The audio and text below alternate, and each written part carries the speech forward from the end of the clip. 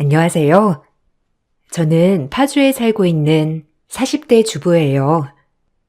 제 원래 직업은 승무원이었어요. 결혼 후 가정에만 집중하기 위해 모든 걸 그만두고 주부로 살고 있죠. 결혼 전 남편과는 CC로 만나 연애 후 결혼까지 하게 되었어요. 남편은 일반 학부를 나오고 공부를 더 하고 싶다며 로스쿨을 가 정말 훌륭하게도 변호사가 되었죠. 그렇게 무탈하게 연애 후 결혼까지 진행했어요. 남편에겐 위에 형과 부모님이 계셨지만 어머님은 둘째인 남편보다 첫째인 형을 더 챙기시더라고요. 그렇다고 저희 남편을 홀대하시는 건 아니었지만 누가 봐도 어머님의 장남 사랑은 유별나셨어요. 처음 인사를 가던 날도 공부 중인 장남을 많이 챙기더라고요. 우리 둘째는 벌써 결혼한다고 이렇게 떡하니 결혼할 여자도 데리고 오는데 우리 첫째 마음이 오죽할까? 에이, 형도 곧 취직하고 이제 결혼하겠죠 뭐. 요새는 순서가 있나요? 희연이 불편하게 엄마는 이런 말을 여기서 꺼내요. 희연이 불편했니? 그냥 엄마 마음이다. 이렇게 생각해줘. 어려서부터 몸도 약하고 그래서 내가 신경이 쓰이거든. 아니에요. 그럴 수 있죠. 그래도 가족이 이렇게 화목해 보여서 너무 좋은 것 같아요. 저희도 잘 살 테니 지켜봐 주세요. 그럼. 아니 뭐 결혼이야 요새 순서가 없는 거지만 난 내심 그래도 우리 동희가 먼저 장가가길 바랬거든. 그래도 아직 동희는 취직도 안 했고 그러니까 어쩔 수 없지. 그냥 그랬다는 거야. 내가 너무 주책인가? 그날 저희가 주인공이었지만 어머님의 아주버님 걱정에 조금 분위기가 이상해졌었죠. 하지만 얼마나 잘 안 풀렸으면 저럴까 하는 마음도 들었어요. 그렇게 저희는 결혼을 진행하게 되었어요. 저희 집에 여유가 있었기 때문에 신혼집은 저희 아빠가 마련해 주셨죠. 이 과정에서도 남편은 저에게 너무 고마워했어요. 뭐 누가 마련하는 게 어떤가요? 서로 마음만 같으면 되지. 집은 내가 준비했어야 했는데 직업만 변호사지. 미안하다. 아버님한테 죄송해서 어떡해. 뭐라고 감사해야 할지. 아니야. 누가 하는 게 뭐가 중요해. 여유 있는 사람이 하는 거지. 그런 건 신경 쓰지 마. 우리가 잘 살면 그게 보답이야. 미안하다.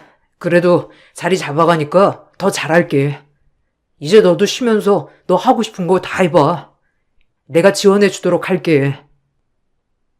진정해서 저희의 신혼집을 마련해 준다는 사실에 시어머니는 이미 귀가 찢어지시도록 기분이 좋아 보이시더라고요. 아무래도 아들 결혼시키는데 부담이 되셨던 건 사실이니까요. 어머님께 바란 건 아니지만 어머님은 저에게 아무것도 해주시지 않더라고요. 딱히 신혼집에 대한 언급도 없으셨어요. 뭐 감사하다 혹은 잘 됐다던가 하는 말이요. 어머님은 그 어떤 말도 하지 않으셨습니다. 사실 금반지 하나라도 받았으면 마음이 이렇게까지 공허하진 않았을 텐데 어머님은 오로지 받기만 하셨죠.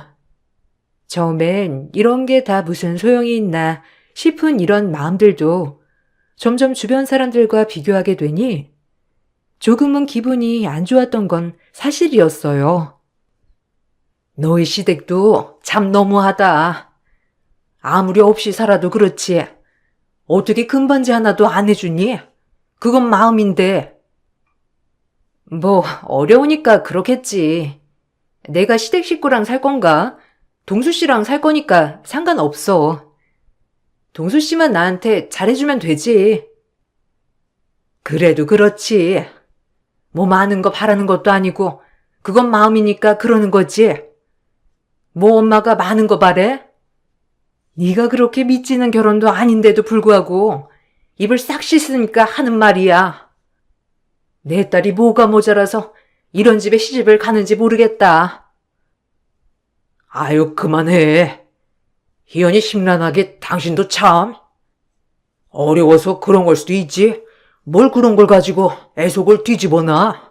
결혼 준비하는데. 동수를 보면 100번이고 시집 보내줘. 근데 사돈되는 자리가 영 딱 봐도 별로야. 상견례 때도 첫째 자랑을 어찌나 하던지. 아직 취직도 못한 백수라며?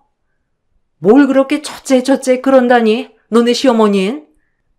동수가 얼마나 잘났는데. 참, 아유, 맘에 안 들어. 엄마한테 이렇게 얘기를 들을 때마다 솔직히 속상은 했죠. 남들은 시어머니가 이불을 해주셨다, 반지를 해주셨다, 많은 얘기를 들었지만 전 정말 단 하나도 받지 않았거든요. 그래도 제가 사랑하는 남자만 생각하려고 했습니다. 이런저런 생각해봤자 불만이 쌓여갈 테니까요. 그렇게 저희는 결혼을 했어요. 처음 결혼을 하고선 전혀 문제가 되지 않았어요. 친정 아빠가 해주신 신혼집에 저희 둘이 알콩달콩 살았기 때문이죠. 하지만 결혼 후 얼마 지나지 않아 일이 시작되었어요. 아주버님이 드디어 오랜 취중생활 끝에 취직을 하고부터가 문제가 되는 일이었죠. 이런 일이 일어날 거라곤 생각도 못했고요. 아니, 그걸 왜 못하겠다는 거야? 너네 형인데 회사가 너네 집이랑 가깝다잖아. 그걸 하나 못 들어주니? 가뜩이나 힘들게 한 취직인데 너 정말 그럴 거야? 네가 동생이면 좀 방도 내줄 수 있는 거 아니야. 내가 너한테 다른 걸 부탁하니? 저 혼자 사는 집도 아니고 장인어른이 저희 살라고 해준 신혼집에 형이 같이 산다는 게 말이 돼요? 안 될 것 같아요. 이기적인 놈? 너네 형 간신히 취직한 거 알면서 꼭 그래야겠어? 우리 집에선 단일 여건이 안 된다잖아. 그렇다고 사회초년생 월급으로 어떻게 방세를 다 감당한다는 거야? 돈은 언제 모으고 장가는 언제 갈 건데? 너 하여튼 무조건 방 하나 내줘. 형도 그러겠대요? 아니, 희연이가 얼마나 불편하겠냐고요. 엄마도 진짜. 너무 이기적이란 생각 안 드세요? 네가 이기적이지 내가 이기적이야? 형한테 방 하나 못 내줘서 그 난리니? 형제가 뭔데? 아유, 너 진짜 너무한다. 시어머니는 얼마 전 취직한 아주버님의 거처를 저희 신혼집에서 같이 살라고 하더라고요. 회사가 가깝다는 이유로 신혼집에 방 하나 내주라는 거였어요. 남편은 길길이 반대를 했지만 결국 시어머니는 절대 안 된다는 남편을 뒤로하고 저에게 같이 지냈으면 좋겠다고 요구하더라고요. 처음 이 말을 들었을 때 황당했습니다. 이건 부탁도 아닌 통보였으니까요. 얼마나 어이가 없던지. 너네 남편은 싫다고 하는데 혹시 얘기 들었니? 네 아주버님, 너네 집에서 신세 좀 지자. 뭐 회사 갔다 왔다 하는 거니까 잠만 잘 거야. 따로 부딪힐 일 없잖니? 얼마 만에 한 취직인데 이런 거리 문제로 취직을 안 할 순 없잖아. 안 그래? 어떻게 생각하니? 네? 저희 신혼집이요? 불편해요. 그리고 아주버님도 불편하실 거고요. 따로 방 하나 구하시는 게 나을 것 같아요. 그게 좋을 것 같고요. 뭐야? 아니 남편이나 너나 어쩜 그리 인정머리가 없니? 방 하나 내주는 게 뭐가 어렵다고? 얼마나 취직은 듯 살 건데 반값이 뭐 한두 푼이야? 보증금에 월세에. 아니 형제끼리 그렇게 내외해서 되겠냐? 참나 너 진짜 너무하다. 아니 네가 동수한테 애초에 그러라고 시킨 거니? 우리 동수가 원래 내 말이라면 껌뻑 죽는 애였는데 갑자기 안 된다잖아. 안 그래? 아니요. 동수 씨한테 들은 적 없고요. 동수 씨도 말이 안 되는 얘기니까 거절한 거겠죠. 하여튼 못 들은 걸로 할게요. 뭐야? 너 그렇게 나온다 이거야? 우리 동수랑 결혼해서 지금 팔 잡힌 게 누군데? 안 된다는 소리가 대본에 나와? 어? 전 너무 황당해서 그냥 안 된다고 대차게 거절을 하였습니다. 거절을 하고도 너무 화가 나더라고요. 뻔뻔하기도 유분수였죠. 당연히 방 하나 내줘야 한다는 게 어이가 없던 거죠. 남편도 안 된다고 했지만 혹시나 나중에 마음이 변할까 제가 단단히 채비를 했죠. 마음 약한 남편, 어머님에게 휘둘려서 혹시라도 허락한다면 안 되는 문제니까요. 그래서 전 남편에게 무작정 화를 내었어요. 어머님 얘기 들었지? 난 절대 싫어. 불편해서 어떻게 같이 살아. 그리고 여기 우리 아빠가 해준 집인데 어머니는 무슨 맡겨놓은 것처럼 방 하나 빼달라고 하더라. 나 싫어 진짜. 자기도 안 된다고 한 거 알겠는데 하여튼 채비 치는 거야. 미안하다 진짜. 엄마가 형을 진짜 너무 감싸는 스타일이라 나도 안 된다고 했어. 그니까 걱정 안 해도 돼. 미안해. 걱정을 안 할 문제야 이게? 아니 어떻게 어머님은 결혼 전부터 지금까지 장남장남 그러는 거야 도대체? 아, 이해가 안 가. 다 내가 못나서 그렇지 뭐. 형이 엄마한테 어려서부터 더 잘하기도 했고 둘이 좀 특별한 모자 관계야. 네가 이해해줘. 이 사건이 처음 터졌을 때 남편이 안쓰럽더라고요.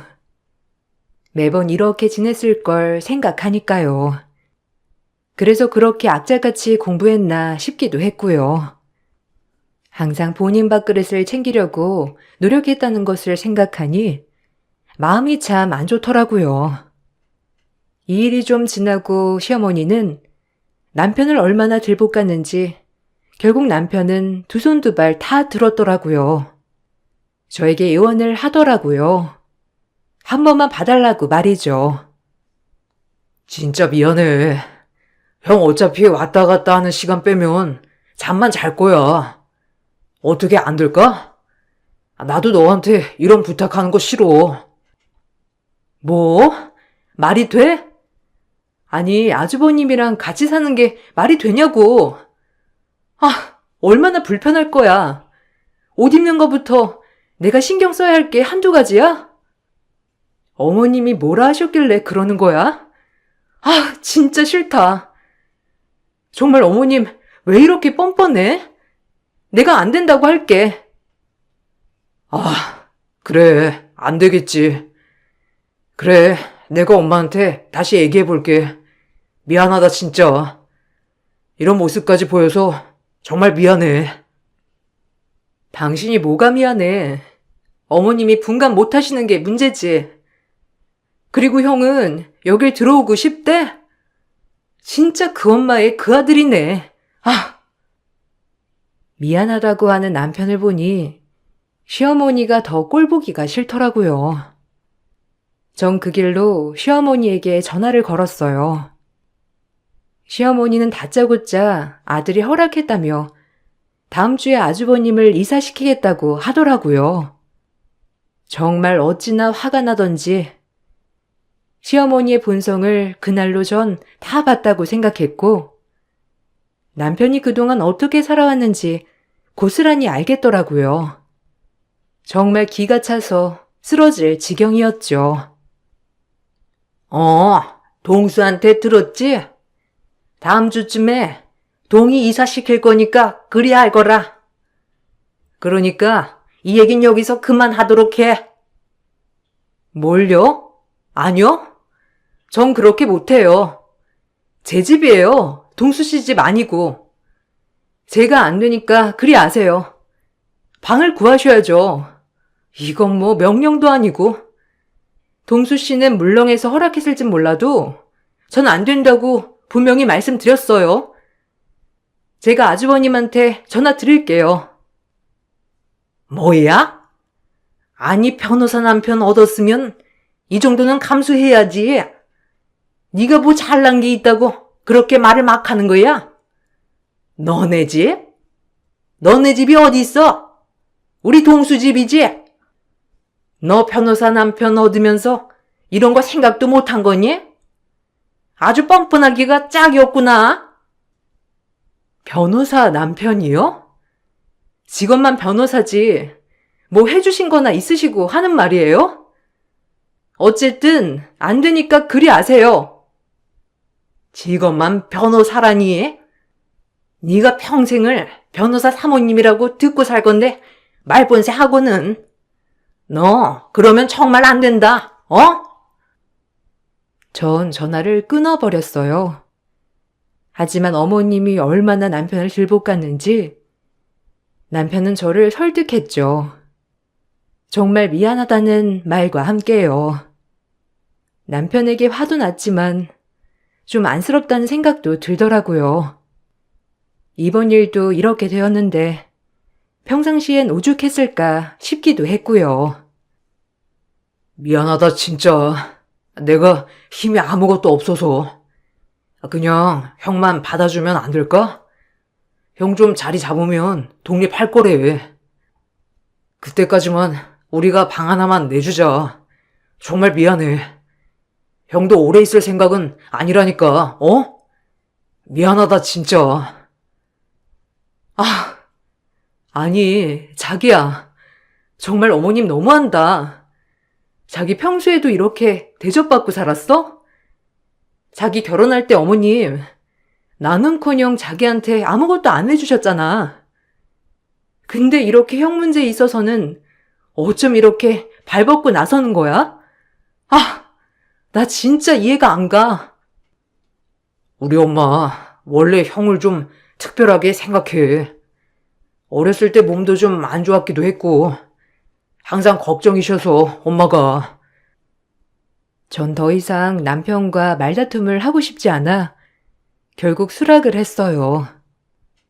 어머님은 너무 싫었지만 애원을 하는 남편을 보니 참 거절할 수가 없더라고요.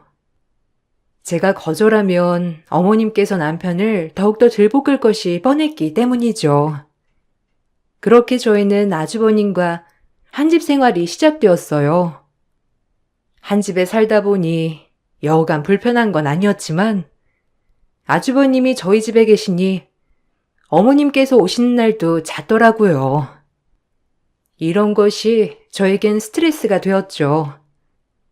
비밀번호도 누르고 매일 들어오셔서 남의 집 살림을 파헤치셨거든요.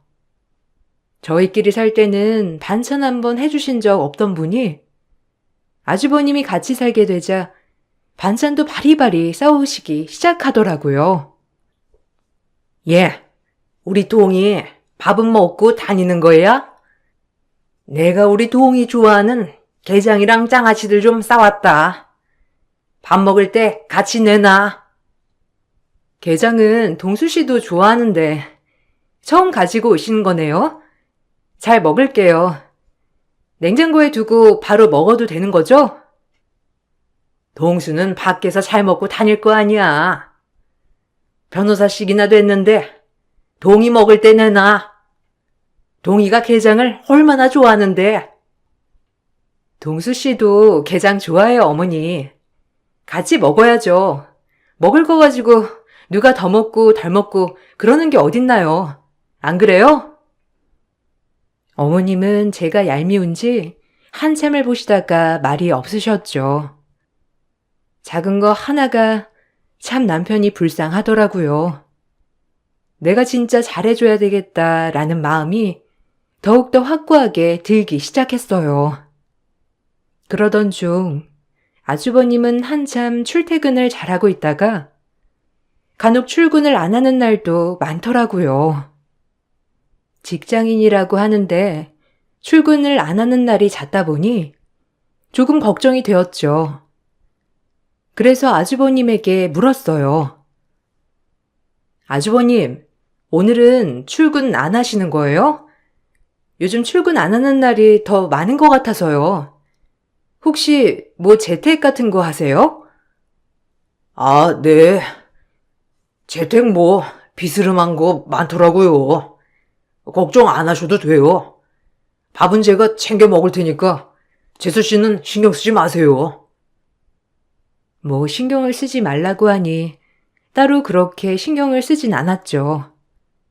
성인이기도 하고 제가 막 이래저래 상관할 일이 아니라고 생각했거든요. 하지만 좀 걱정은 되더라고요. 그러던 중 제 걱정은 기우였다는 것을 알게 되었어요. 아주버님은 그 사이 연애도 하고 여자친구도 만나고 다니시더라고요. 전 그런 모습을 보며 아주버님께서 곧 결혼도 하시겠구나 하며 내심 흐뭇했습니다. 형, 요새 연애도 하고 바쁘던데? 좋은 소식 있을 수 있는 거야? 엄마가 엄청 좋아하시겠다. 엄마가 굉장히 기대하셨잖아. 아, 뭐, 그렇지. 결혼은 할 수도 있고, 좋은 소식이 있으면 바로 얘기해 줄게. 엄마도 아마 엄청 좋아하시긴 할 거야. 아주버님, 축하드려요. 그래도 여자친구도 생기시고 너무 일사천리 아니세요? 이번 연도 아주버님의 해인가 보다. 전 그렇게 그냥 좋게만 생각했어요. 그로부터 몇 개월이 지났고 아주버님은 결혼을 하겠다며 형님 되실 분을 소개해 주셨어요. 그냥 좋은 사람이기만을 바랬는데 성격도 싹싹하고 좋으시더라고요. 어머님은 그런 형님을 아주 마음에 들어 하셨죠. 아이고, 내가 우리 동이 장가 가는 것도 볼 수 있어서 정말 좋다. 아니, 어쩜 이리 아르따운 아가씨를. 기분 너무 좋네. 엄마는? 그럼 내가 보는 눈이 얼만데. 이제 나도 결혼할 거니까 엄마 걱정 붙들어 매세요. 아셨죠? 아유, 그럼. 이제 내 걱정 아무것도 없다. 너까지 잘 되면 무슨 걱정이 있겠어. 우리 장남 장가 가는데. 혹시 뭐 갖고픈 거 있어요? 아, 갖고 싶은 거라뇨. 전 없어요, 어머님. 말씀만이라도 감사드려요. 동서, 우리 잘 지내봐요. 가족으로서 말이에요. 어머님이 형님에게 갖고 싶은 거 없냐고 물어보셨을 때 제 기분이 은근 나쁘더라고요. 정말 제 결혼할 때 단 하나 아무것도 해주지 않던 어머님은 형님에겐 모든 걸 다 해주실 기세였거든요. 참 섭섭하더라고요. 이런 것도 장남과 차남의 차이인가 싶으면서 되게 기분이 나빴죠. 그날은 식사하는 자리여서 아무 표시를 내진 않았지만 마음속엔 섭섭함이 점점 자리 잡고 있더라고요. 아까 엄마 말 좀 기분 나빴지? 엄마가 형수님 들어오시는 걸 너무 반기다 보니까 아무래도 그런 것 같아. 신경 쓰지 마. 그래도 그렇지. 자기가 꼭 미운오리 새끼도 아니고 안 그래? 어머님 한두 번 그러시는 거 아니니까 이해해. 그런데 정말 나한테 단 하나 아무것도 안 해주시고 형님한테 뭐 갖고 싶냐고 하니까 마음은 좀 섭섭하더라. 내가 마음에 안 드셔서 그런가 하고. 아니야, 그런 거. 그냥 우리 엄마 장남사랑 유별 나잖아. 그래서 그런 거야. 뭐든 다 해주고 싶으시겠지. 난 익숙해. 익숙한 게 아니라 자기도 그냥 그러려니 하는 거겠지. 솔직히 얼마나 상처받았겠어. 안 그래? 아휴, 됐다. 이제 그냥 장가 가시니까 우리한테 피해만 안 끼치면 된다. 이 주의야. 곧 있으면 집에서도 나가실 거니까 그냥 좋게 생각해야지. 자기도 너무 신경 쓰지 마. 그렇게 전 어머님을 신경 쓰지 않기로 했어요. 어차피 제가 섭섭한 마음을 말씀드린다 한들 달라지실 분도 아니고 저만 더 상처받을 게 뻔해서 말이죠.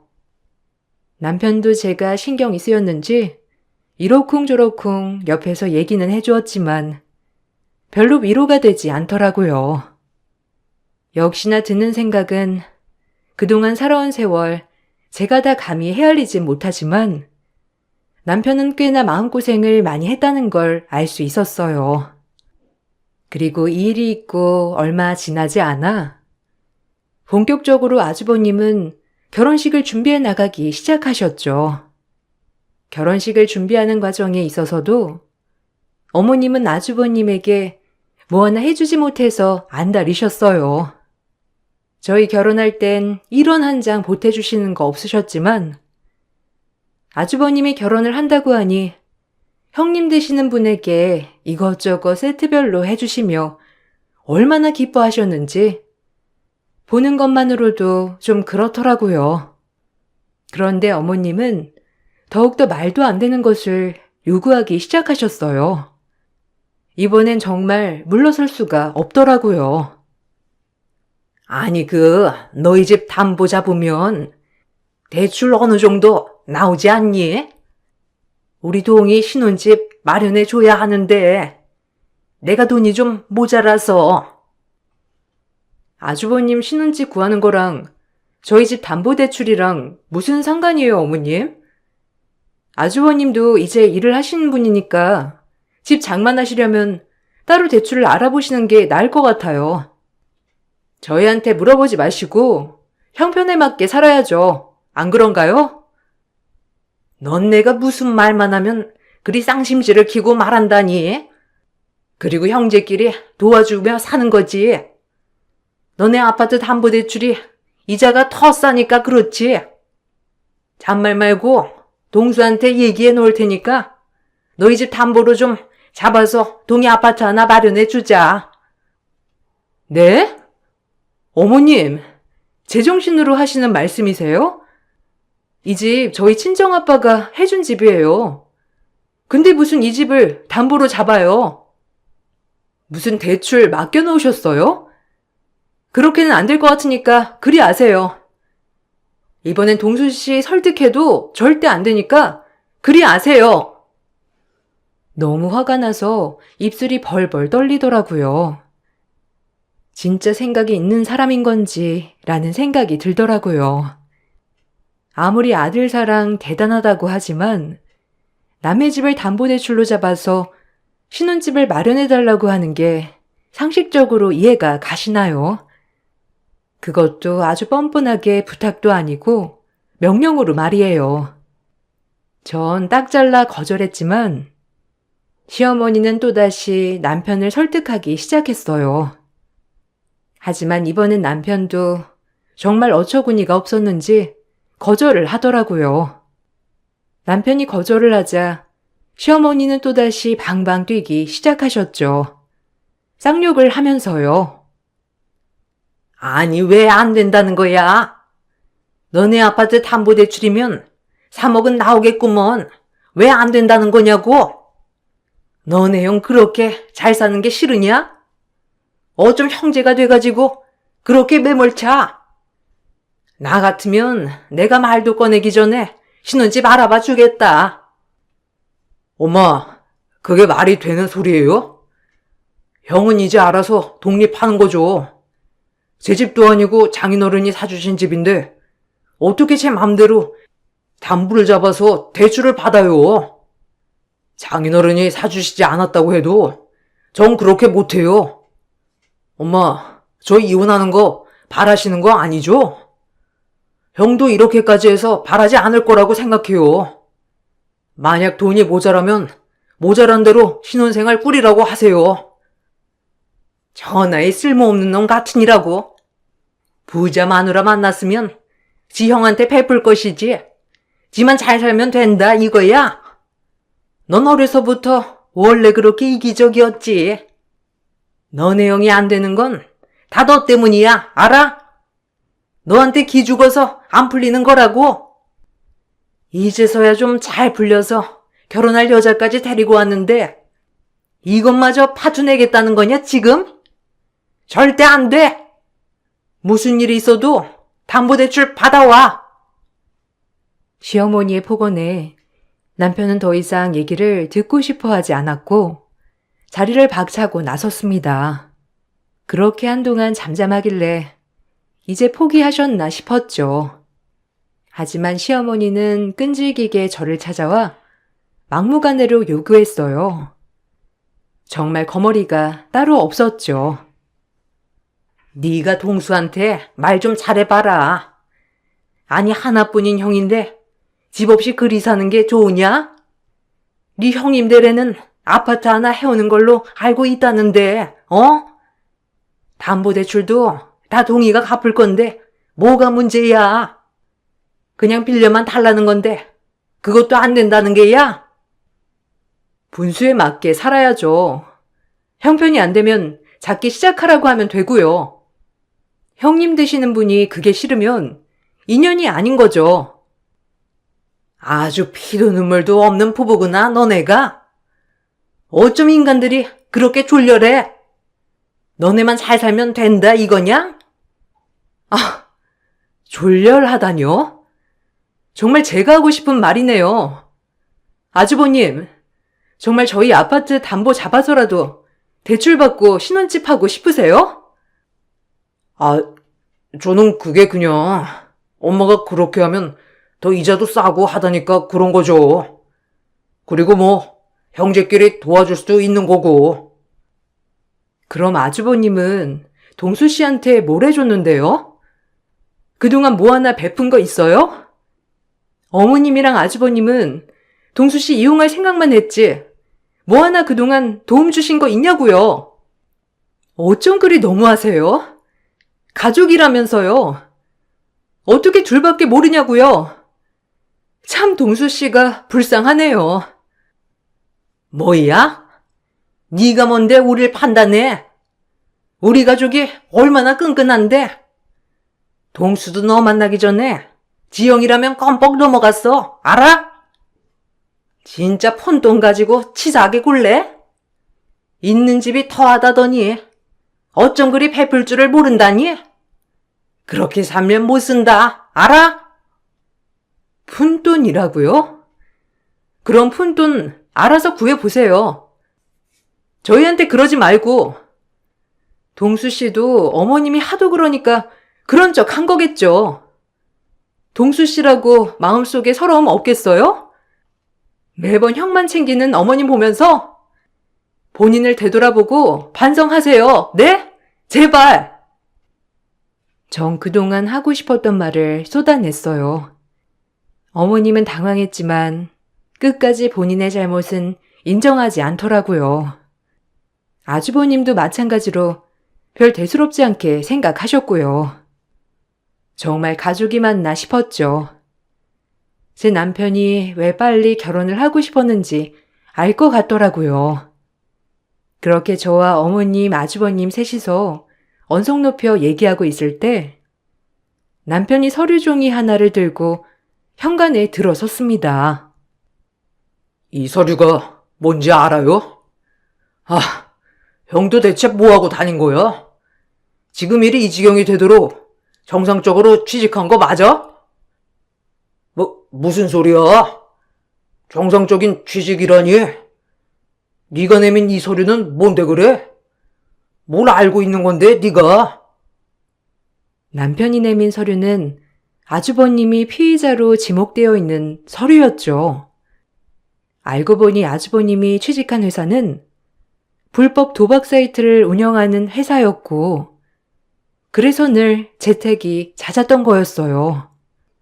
거기에서 피해를 본 피해자들이 단체로 사이트를 고소하면서 자연스레 피의자가 아주버님으로 설정되어 있더라고요. 아주버님도 본인이 속았다고 하면서 발을 동동 구르더라고요. 얼마나 어이가 없던지. 아니, 이게 다 무슨 소리야? 불법이라니? 우리 동희가 불법을 한다는 거야? 그럴 리가 없잖아. 뭐 잘못한 거겠지? 아니, 나도 피해자라니까. 그 사람들한테 속아서 이렇게 된 거라고. 다 4명이만 빌려주면 된다고 했는데. 그래도 형도 가담한 거 사실이고 불법인 거 알았잖아. 그럼 형도 똑같은 사람이야. 일단 엄마랑 형, 내 집에서 나가줘요.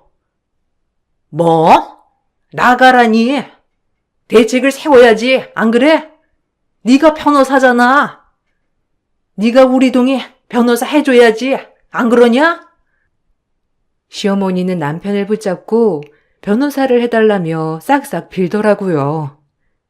아들을 사랑하는 삐뚤어진 모정이었죠.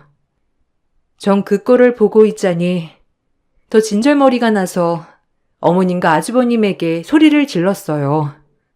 너무 대책 없었거든요. 어쨌든 범죄자는 변함없으니까요. 됐고요.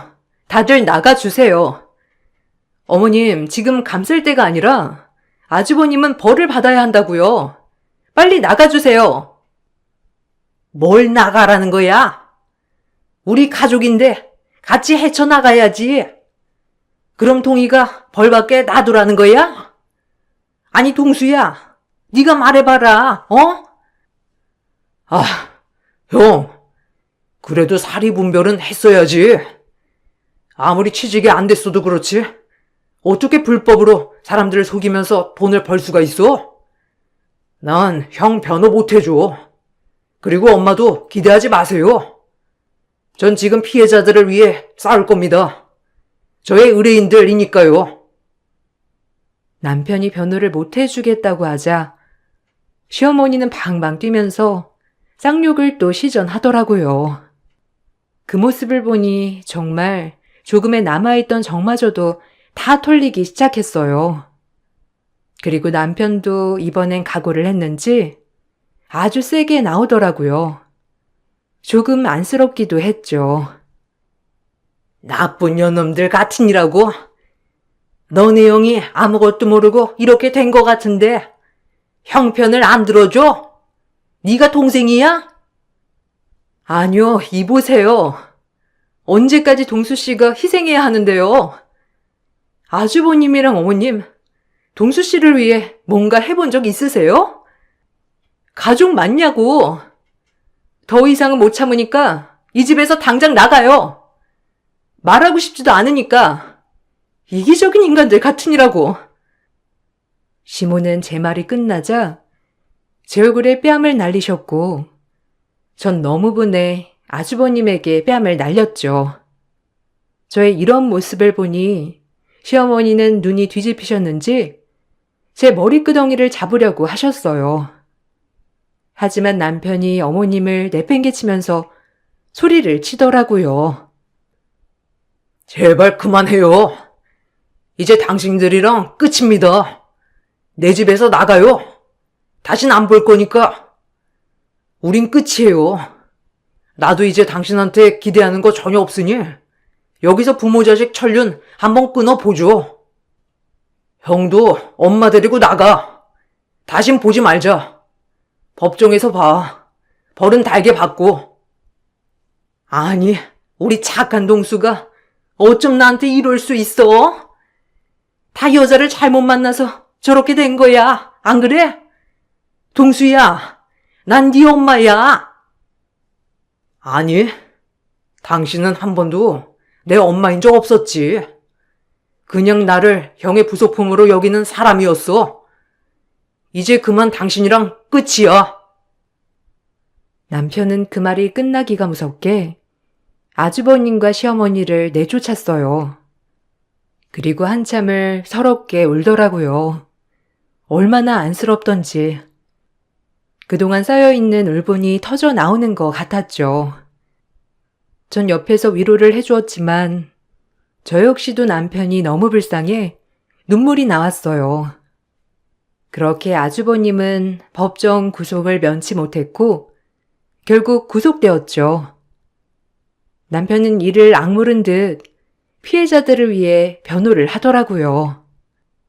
시어머니는 법정에서도 남편에게 쌍욕을 시전하다가 결국 법정에서 퇴출을 당할 정도였어요. 아주버님은 결혼식도 파혼이 되었고 그렇게 구속이 되었어요. 그리고 엎친 데 덮친 격 형님이 되실 분도 아주버님에게 정신적 피해 보상이란 명목으로 소송을 걸었어요. 불법을 하고 지내면서 본인에겐 회사원인 척했다는 이유에서였죠. 어머님은 남아있는 돈으로 아주버님의 소송 비용과 위자료를 지급해야 했어요. 그리고 아쉬운지 다시 남편에게 연락을 하더라고요. 얼마나 웃기는 양반인지 참 어이가 없었죠. 그래도 네가 내 핏줄인데 이렇게 인연이 끊기면 되겠니? 너 때문에 나도 개털된 거나 마찬가지니까 생활비 보내렴. 누가 핏줄이야? 당신 볼 일 없으니까 그 사랑하는 형이랑 잘 지내쇼. 번호 바꿀 거니까 절대 연락 마시고요. 끊습니다. 시어머니는 생활비를 요구했다고 했어요. 그리고 남편은 철저히 차단하였죠. 그렇게 저희는 시댁과의 인연을 전부 끊어냈습니다. 한편으론 지금까지 살아온 세월을 생각하면 남편이 너무 불쌍하기도 하면서 오히려 지금 내가 옆에서 잘해줘야겠다고 생각하고 있죠. 남편은 지금까지 살아온 세월 중에 지금이 제일 편하다고 말해요. 저 역시도 마찬가지고요. 항상 힘겨웠을 남편을 위해 오늘도 사랑한다는 표현을 아끼지 않았답니다. 과거는 어두울지언정 미래는 찬란하니까요. 여러분들도 아닌 것이 있으면 끊어내시고 행복을 찾길 바라시겠습니다. 제 글 읽어주셔서 감사합니다. 안녕하세요. 44살 의정부에 사는 평범한 직장인입니다. 일을 하면서 라디오 사연을 자주 듣고 있는데 정말 하나같이 사연들이 가슴 아프기도 하고 때론 내일같이 화가 날 때도 있더군요. 저에게도 한 가지 기막힌 사연이 있어서 용기를 내어 이렇게 글을 올려봐요. 저는 연년생으로 위로 오빠가 한 명 있습니다. 어릴 적 나이 차이도 별로 안 나서 정말 많이 싸우며 지냈죠. 하지만 클수록 오빠와 전 의좋은 남매로 자랐고 서로 안부를 챙기며 매일 전화하는 게 기본이 되었어요.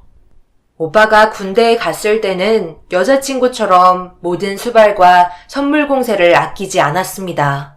그리고 저희 남매를 부러워하는 친구들도 꽤 있었네요.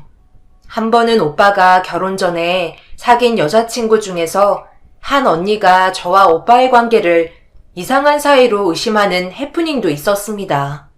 그만큼 서로에게 각별한 남매였어요. 오빠는 공부를 잘해서 저희 집의 자랑이었는데 대학을 나와 어엿하게 약사라는 직업을 가져 부모님의 기대에 부응을 했었죠. 제 오빠라서가 아니라 얼굴도 잘생겼고 성격도 좋아서 여자들에게 인기가 많았어요. 그런 오빠가 좋은 사람과 결혼을 했으면 하는 바람이 있었습니다. 그러던 어느 날 오빠는 자신보다 2살 연상인 지금의 새언니를 소개해줬고 결혼까지 생각한다며 진지한 만남을 가졌어요. 그 시기에 저도 남자친구가 있었는데 결혼을 전제하여 만남을 이어가던 중이었네요. 새언니도 오빠와 같은 약사였고 둘은 1년 정도 연애를 하고 결혼을 했습니다. 솔직히 처음 본 순간부터 마음에 들지 않았어요. 똑똑했지만 뭔가 차가운 인상과 자기만 아는 이기적인 행동들이 많았던 게 기억에 남네요. 새언니와의 첫 만남을 생각하면 그때 오빠와의 교제를 말렸어야 하는 후회가 밀려왔었습니다. 오빠는 저에게 새언니를 소개해주면서 함께 식사하는 자리를 가졌는데 새언니의 당돌함과 무례함에 귀가 빨개져서 어떻게 식사 자리를 맞췄는지 기억도 안 날 정도로 아찔했던 순간이 있었네요. 인사해. 오빠가 결혼까지 생각하는 사람이야. 앞으로 가족이 될 수도 있으니까 알아서 잘 모셔라. 알겠지? 아주 좋아 죽네. 걱정 마셔. 아빠랑 엄마도 아는 거야? 반가워요. 오빠한테 언니 이야기 많이 들었어요. 같은 약사시라고요. 둘이 같이 있으니까 정말 선남선녀가 따로 없네요. 우리 오빠 철없지만 잘 부탁드려요. 말 놓아도 되죠? 한 번 보고 안 볼 사이도 아니고. 내가 위니까 편하게 말 놓을게. 요즘 오빠 일이 바쁜 거 알고 있어? 일 끝나면 힘들고 피곤한데 저번에 주말에 오빠한테 술에 취해서 전화해서는 집에 데려달라고 했다며? 너무 이기적인 거 아닌가 싶네. 아무리 친남매지만 서로 지킬 건 지켜야지. 남자친구도 있는 걸로 아는데 왜 자꾸 준호 씨를 불러내는 거야? 1살 오빠도 오빠면 오빠잖아. 예의를 갖췄으면 좋겠어.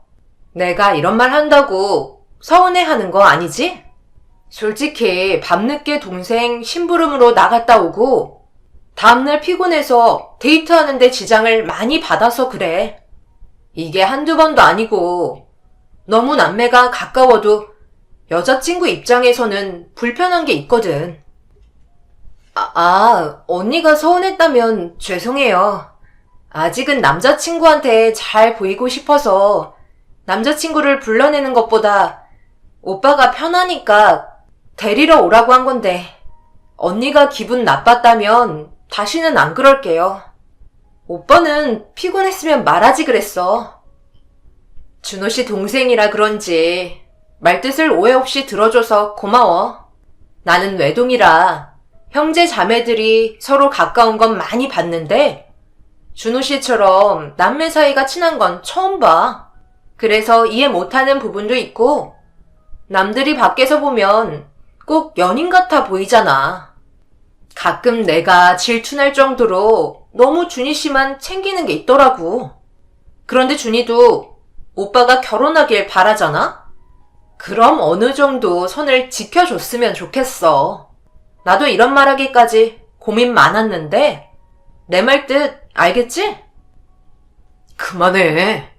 술 취해서 동생 집에 데려다 주는 건 당연한 건데 자기가 너무 깊게 생각하는 거라니까. 우리 말고도 사이 좋은 남매들이 얼마나 많은데. 내가 잘할 테니까 동생한테 그만 잔소리 해라. 준이 얼굴 빨개지잖아. 새언니는 그동안 저와 오빠의 사이를 많이 질투했었는지 저에게 쌓아왔던 것을 식사 자리에서 쏟아냈습니다. 너무 얼떨결에 새언니의 공격을 받아서 어리버리하게 듣고만 있었네요. 집에 와서 곰곰이 생각해보니 왜 바보처럼 듣고만 있었는지 후회하게 되었어요. 남매가 친할 수도 있는 건데 뭐가 주눅이 들어서 새언니 앞에서 내내 그랬는지 그날 밤 억울해서 잠을 설치고 말았습니다. 오빠 딴에는 제 편을 들어줬다고 했지만 그 순간에 솔직히 너무 서운했어요.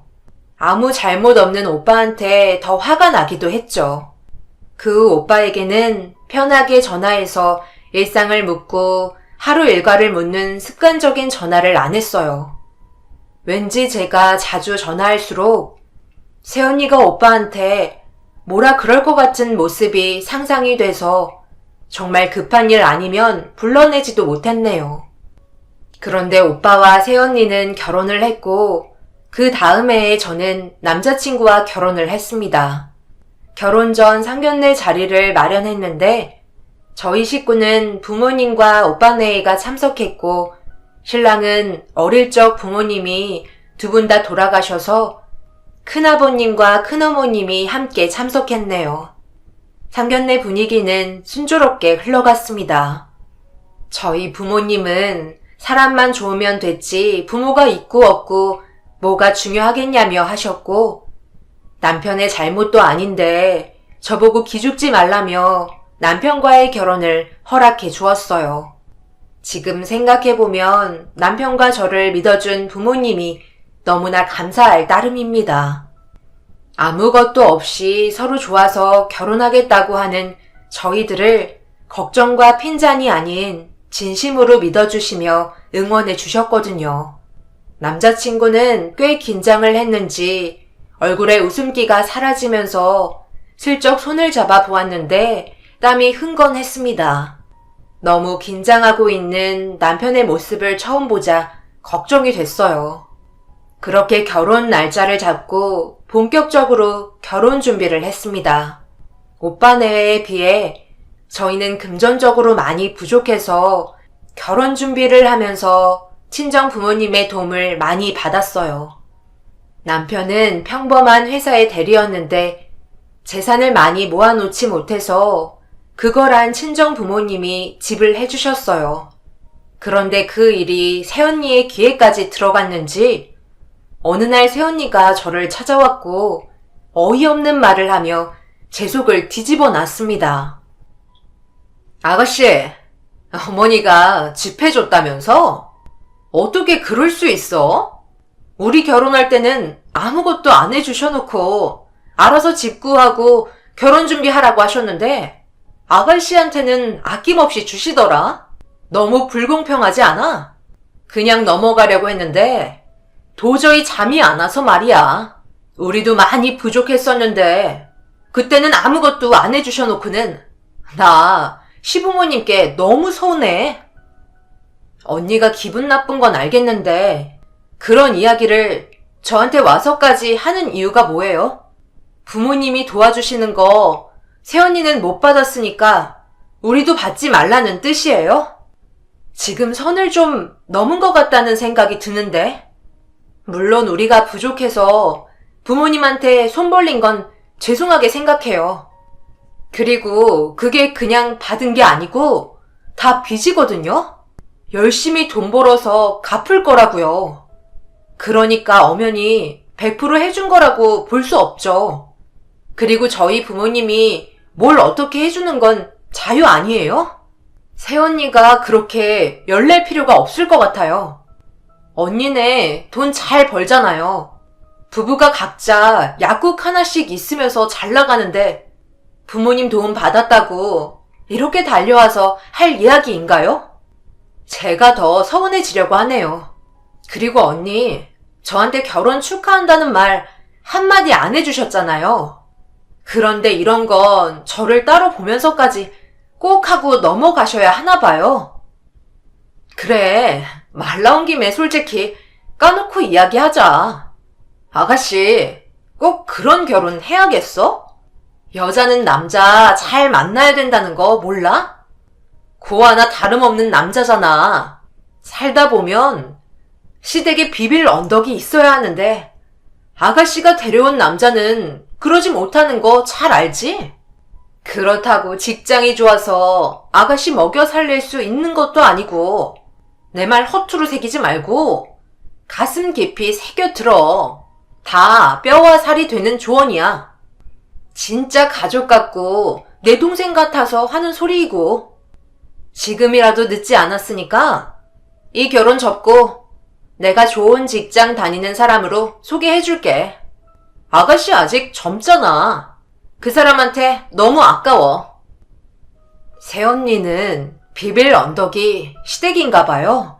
제 앞에서 할 소리는 아닌 것 같은데. 진짜 너무하네요. 그만하세요. 보란 듯이 잘 살 테니까 초치지 마시고 응원해 주시면 좋겠어요. 더 이상 새언니랑 할 말 없어요. 앞으로 저한테 충고며 조언이라고 가장한 말들을 할 거면 부르지도 마세요. 이게 어떻게 뼈와 살이 되는 조언일 수 있어요? 가족이 된 지 1년 만에 새언니의 성격을 완전히 파악한 저로서는 처음 마주친 날처럼 당하고 있지만 않기로 했습니다.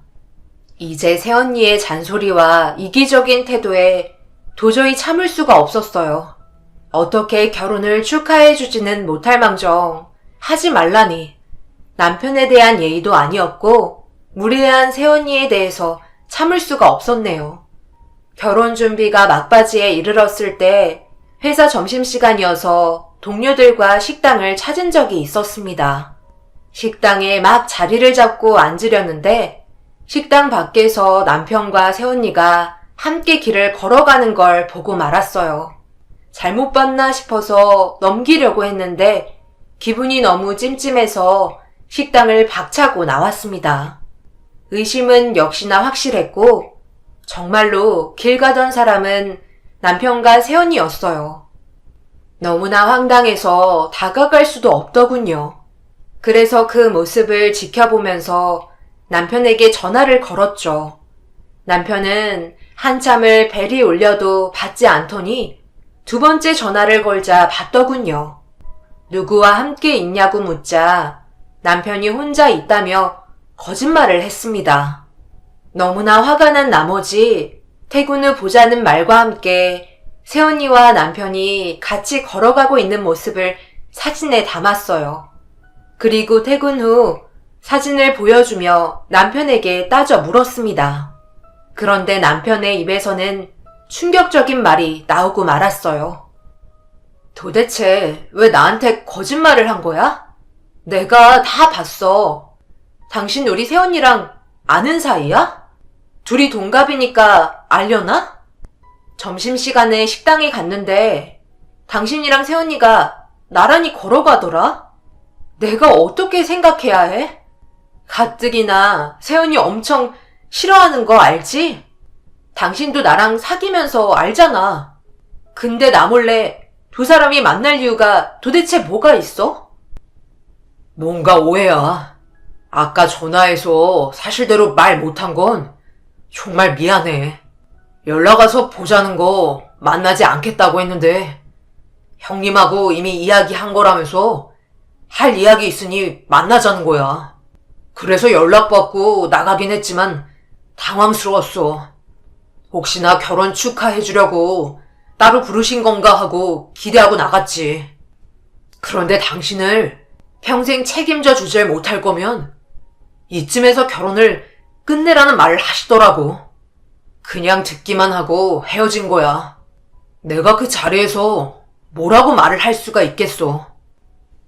뭐라고 반박을 했어야지. 진짜 제정신 맞아?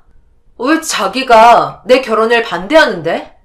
오빠랑 부모님도 가만히 있고 오히려 우리 가족은 민석 씨를 좋아한단 말이야. 당신 진짜 새언니 말처럼 나 포기할 거야? 그럴 거냐고. 내가 그 사람이 뭐라고 당신을 포기해. 장인 장모님도 가만히 계시고 형님도 별말 없으시는데 난 당신이랑 헤어질 마음 가져본 적도 없어. 내가 많이 부족한 건 알지만 그렇다고 당신 힘들게 만들지는 않을 거거든. 많은 돈은 벌어다 주지 못해도 남들처럼 평범하게 살게 해줄게. 항상 웃을 일만 생기게 해줄 자신 있어. 당신이 그랬잖아. 부모 없는 거 기죽지 말라고. 그 말 장인 장모님이 해주셨다며. 내가 그 말이 얼마나 힘이 됐는 줄 알아? 절대 당신 가족들한테 실망시키지 않게 잘할 거야. 날 가족으로 받아들여 주셨잖아. 그러니 가족처럼 잘할 거야. 남편한테 저와 결혼을 하지 말라는 새언니의 행동이 도가 지나치자 화가 머리끝까지 차올랐고 주말 가족 모임에 오빠 내외야 부모님 앞에서 새언니의 행동에 대해서 사과를 받기로 했습니다. 하지만 새언니는 어이없게도 저희 부모님 앞에서 눈물을 보이며 자신을 변호하는 말들을 주저리 읊어대더군요.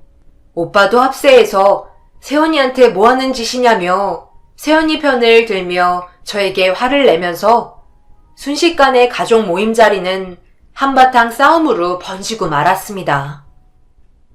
새언니, 한번 말해보세요. 우리 부모님도 가만히 계시는데 왜 언니가 나서서 이 사람을 만나 결혼하지 말라는 말을 하는 건데요? 정말 이건 아니지 않아요? 제가 그날 새언니랑 민석 씨 만나는 거 봤어요. 엄마, 아빠, 글쎄 세연이가 민석 씨를 따로 만나서 뭐라 그런 줄 알아? 오빠도 가만히 있는데 이 결혼 하지 말라고 했대. 그게 말이 돼? 정말이니 수련아? 네가 무슨 이유로 그런 말을 해? 도대체 왜 그런 거야? 나도 이해를 할 수 없구나. 어머니, 실은 그게 다 아가씨 걱정돼서 한 행동이었어요. 그리고 준호 씨한테 이미 허락받고 만난 거였고요. 준호 씨도 아가씨 결혼이 많이 걱정된다고 해서 제가 욕 얻어먹을 각오하고 만난 거란 말이에요. 어머님, 아버님이 정말 좋으신 분들인 건 알겠지만 현실적으로 이 결혼 힘들 거라는 게 눈에 보이시잖아요. 저보다 더 오래 사셔서 아실 거 아니에요. 부모 없는 사람이고 직장도 솔직히 어디 내세울만 하지도 않고 아가씨가 너무 아까워서 그랬어요. 아가씨, 정말 저 서운하네요.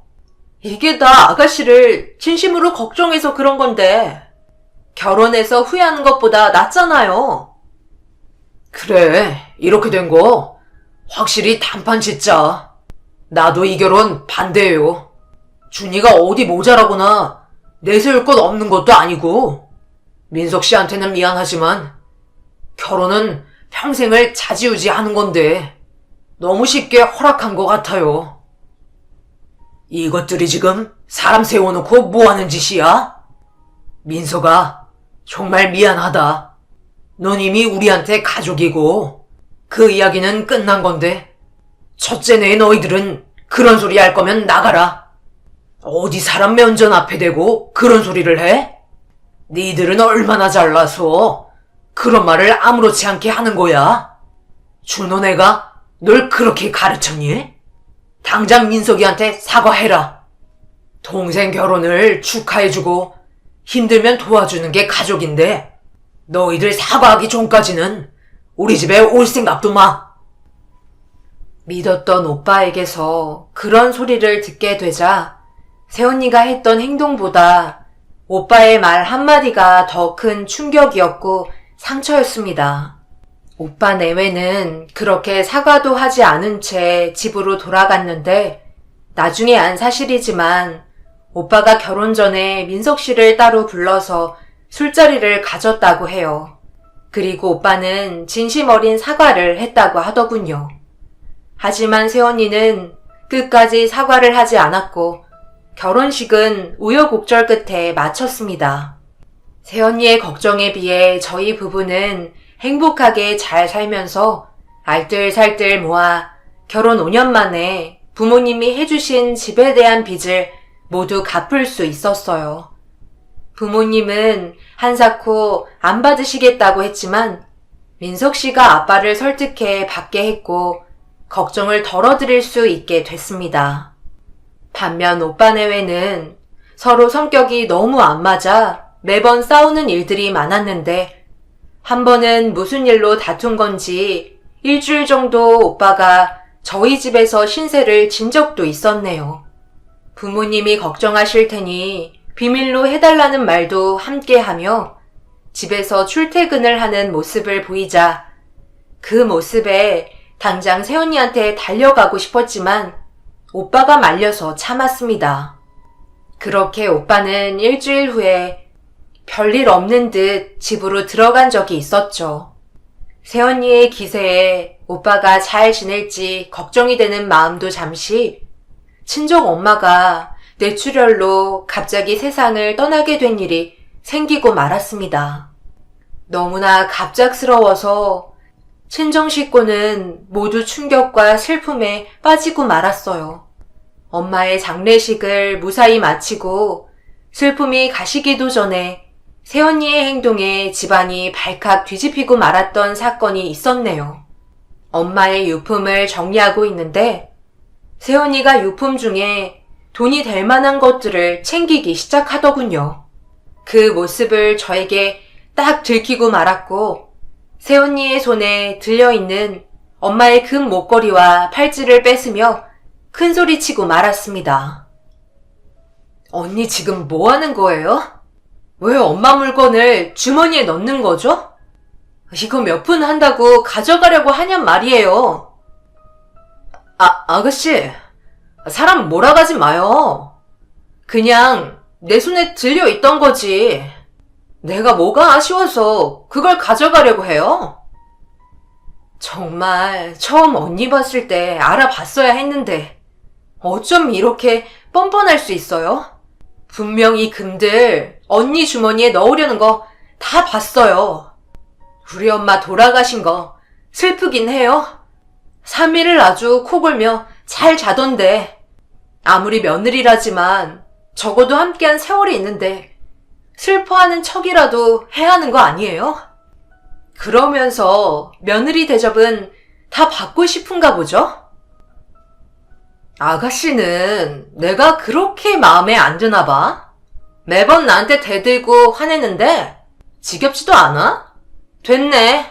난 이렇게 오해받으면서 이 자리에 있고 싶지 않으니까 아가씨 혼자서 어머니 유품을 정리하든지 말든지 아주 알아서 하세요. 너무나 뻔뻔스럽게 짐을 싸며 집을 나서는 새언니를 보자 화가 치밀어 올랐습니다. 어떻게 오빠는 저런 여자와 결혼을 한 건지 나보고 결혼 잘 하라더니 본인 결혼 생활이나 신경 쓸 것이지 너무나 분하고 원망스럽더군요. 저와 새언니는 붙으면 앙숙처럼 다퉜기에 오빠와 민석 씨도 이 사실을 알아서 함께 모이는 일들을 만들지 않았습니다. 그런데 엄마의 죽음이 아빠에게 너무나 컸는지 아빠는 엄마가 돌아가시고 난 후 계속 이곳저곳 몸이 아프셨어요. 끝내는 관절이 약해서 수술을 한 후 잘 걷지 못하게 된 지경까지 이르게 됐죠. 혼자서 사시겠다고 우기셨지만 그러다 혼자 계실 때 넘어지시거나 안 좋은 일이 생길까봐 남매 중에서 누군가는 아빠를 모셔야 했습니다. 그 일로 인해 새언니의 인성이 바닥임이 드러났죠. 아버지, 저희 집으로 오세요. 제가 아버지 모시는 게 당연한 거죠. 수술해서 크게 무리하시면 안 돼요.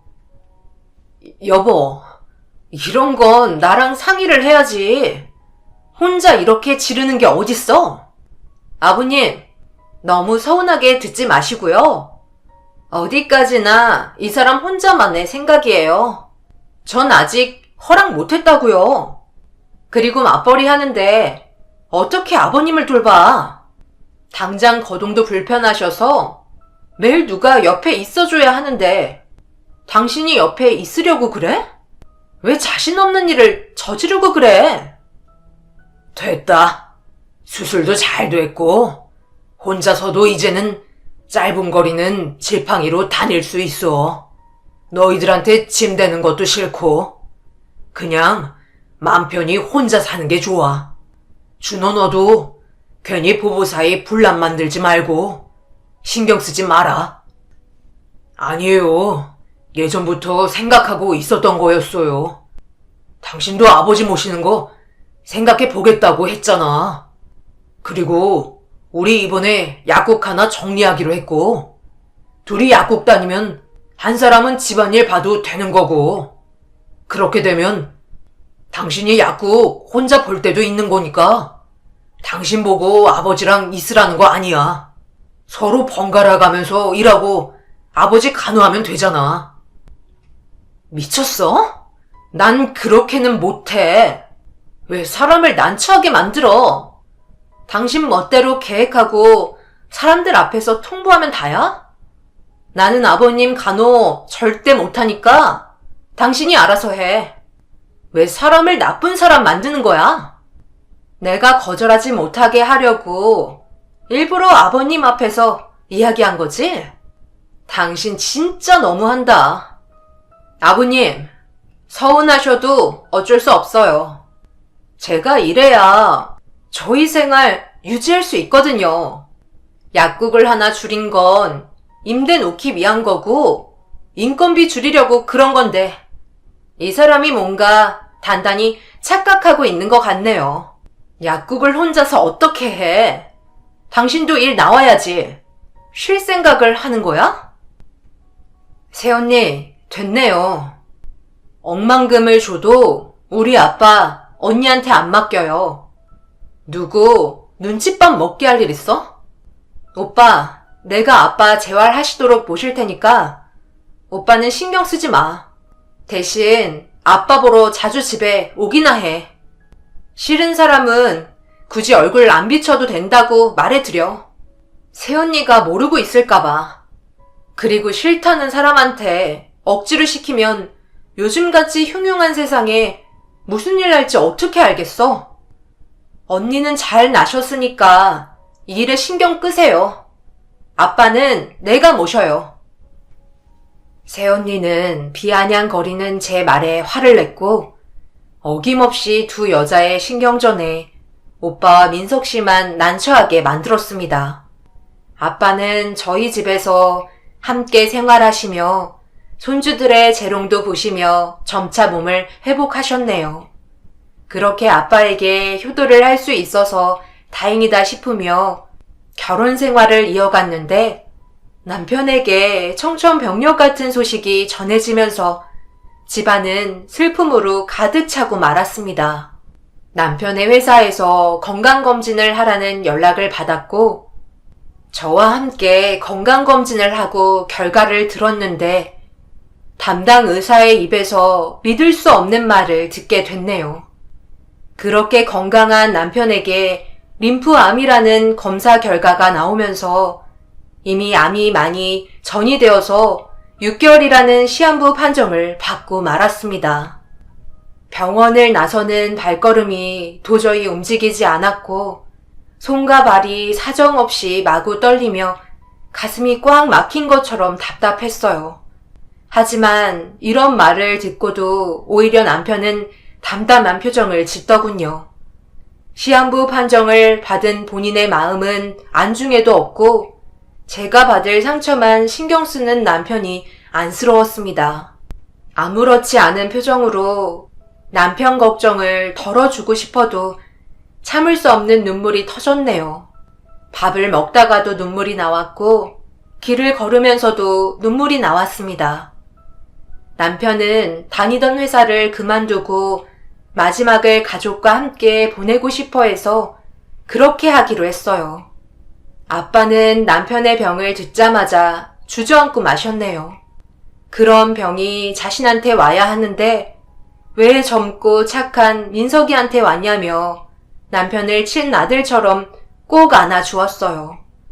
오빠 내외도 남편의 병을 알고 함께 슬퍼해 주었으며 그리 길지 않은 시간을 함께 보냈습니다.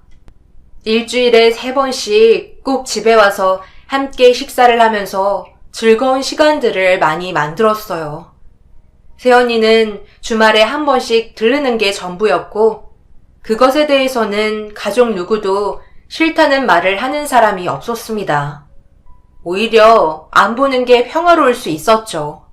남편은 점점 야위어갔고 아픈 고통을 억지로 참아 보이며 밝은 모습을 저희에게 보여주었습니다.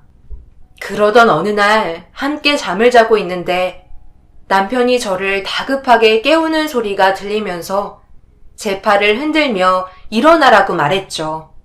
잠결에 일어나 남편을 바라보았는데 저에게 할 말이 있다 하자 졸린 눈을 비비며 말을 들었습니다. 남편의 입에서는 너무나 황당한 말이 나왔고 죽기 전에 한 가지 소원이 있다면서 새언니의 이름을 부르며 자기 앞으로 데려와 달라며 눈물을 보였네요. 잘못 들은 줄 알고 다시 말해보라 하자 남편은 가슴을 부여잡으며 힘겹게 새언니 이름 석자를 말했고 제가 들었던 말이 맞았습니다. 그날 밤 오빠에게 전화를 해서 이 사실을 알렸어요. 오빠가 새언니와 함께 가겠다고 하며 전화를 끊었고 시간이 지날수록 오지 않자 마음이 초조했습니다. 남편은 한마디 한마디 하는 게 힘들어 보여서 말을 건네지 못하고 오빠 전화만 기다렸어요. 드디어 오빠에게 전화가 왔는데 새언니가 안 가겠다고 했다며 미안하다는 말을 전달했네요. 남편의 상태는 점점 안 좋아 보여서 결국 오빠네 집으로 눈물을 머금고 달려갔습니다.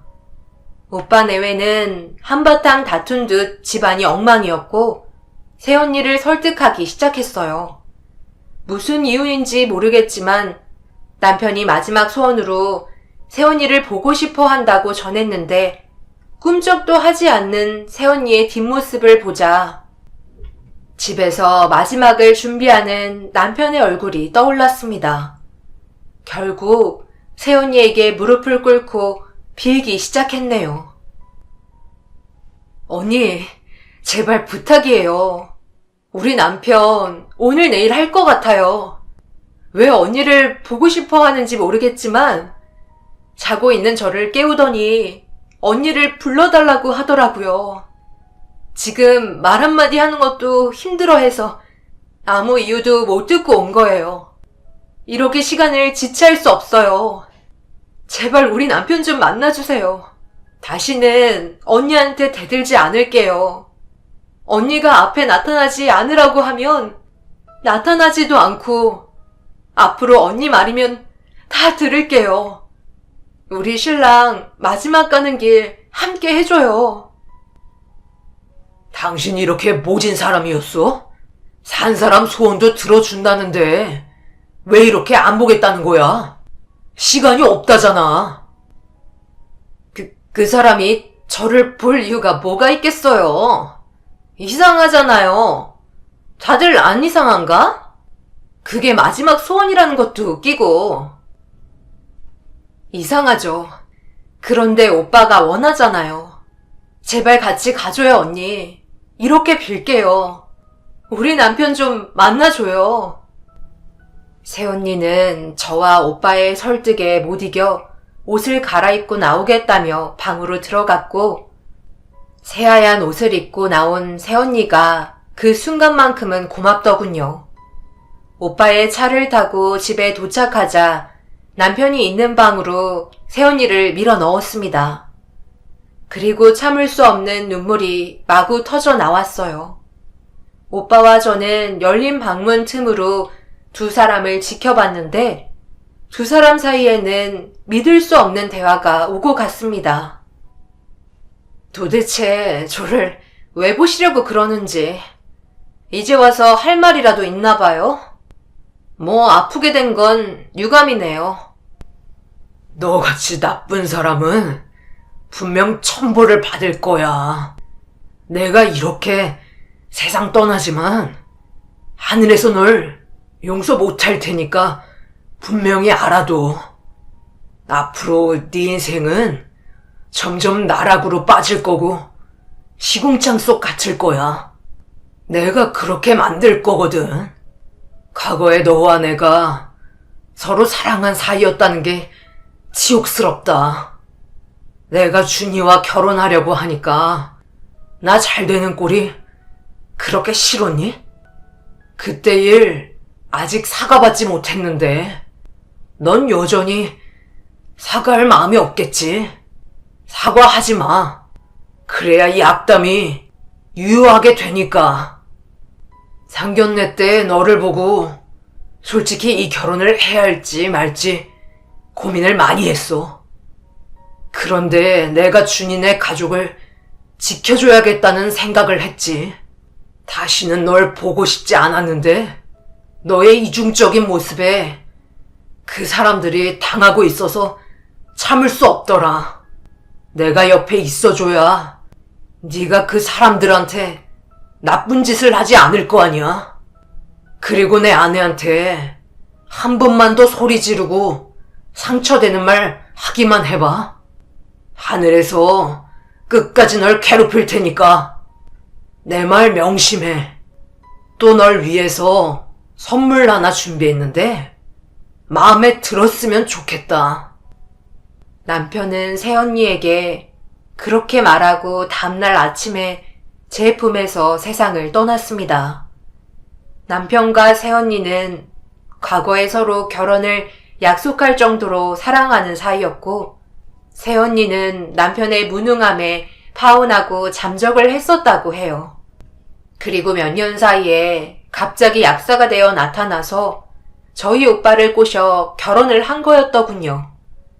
장례를 마치고 허망함과 슬픔에 너무 많이 힘들었는데 남편이 없는 지 일주일 정도 지났을 때 집으로 우편 하나가 배달이 됐습니다.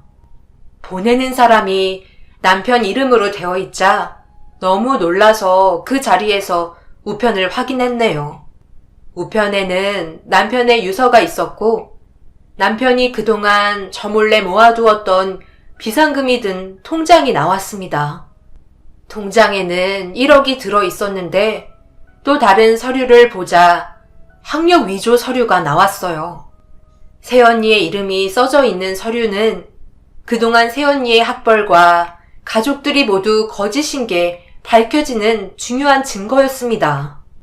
유서에는 새언니의 실체가 모두 적혀 있었고 저희 오빠와 결혼을 하기 위해 학력을 위조해 약사가 되었더군요. 약사 면허 또한 모두 거짓이었어요.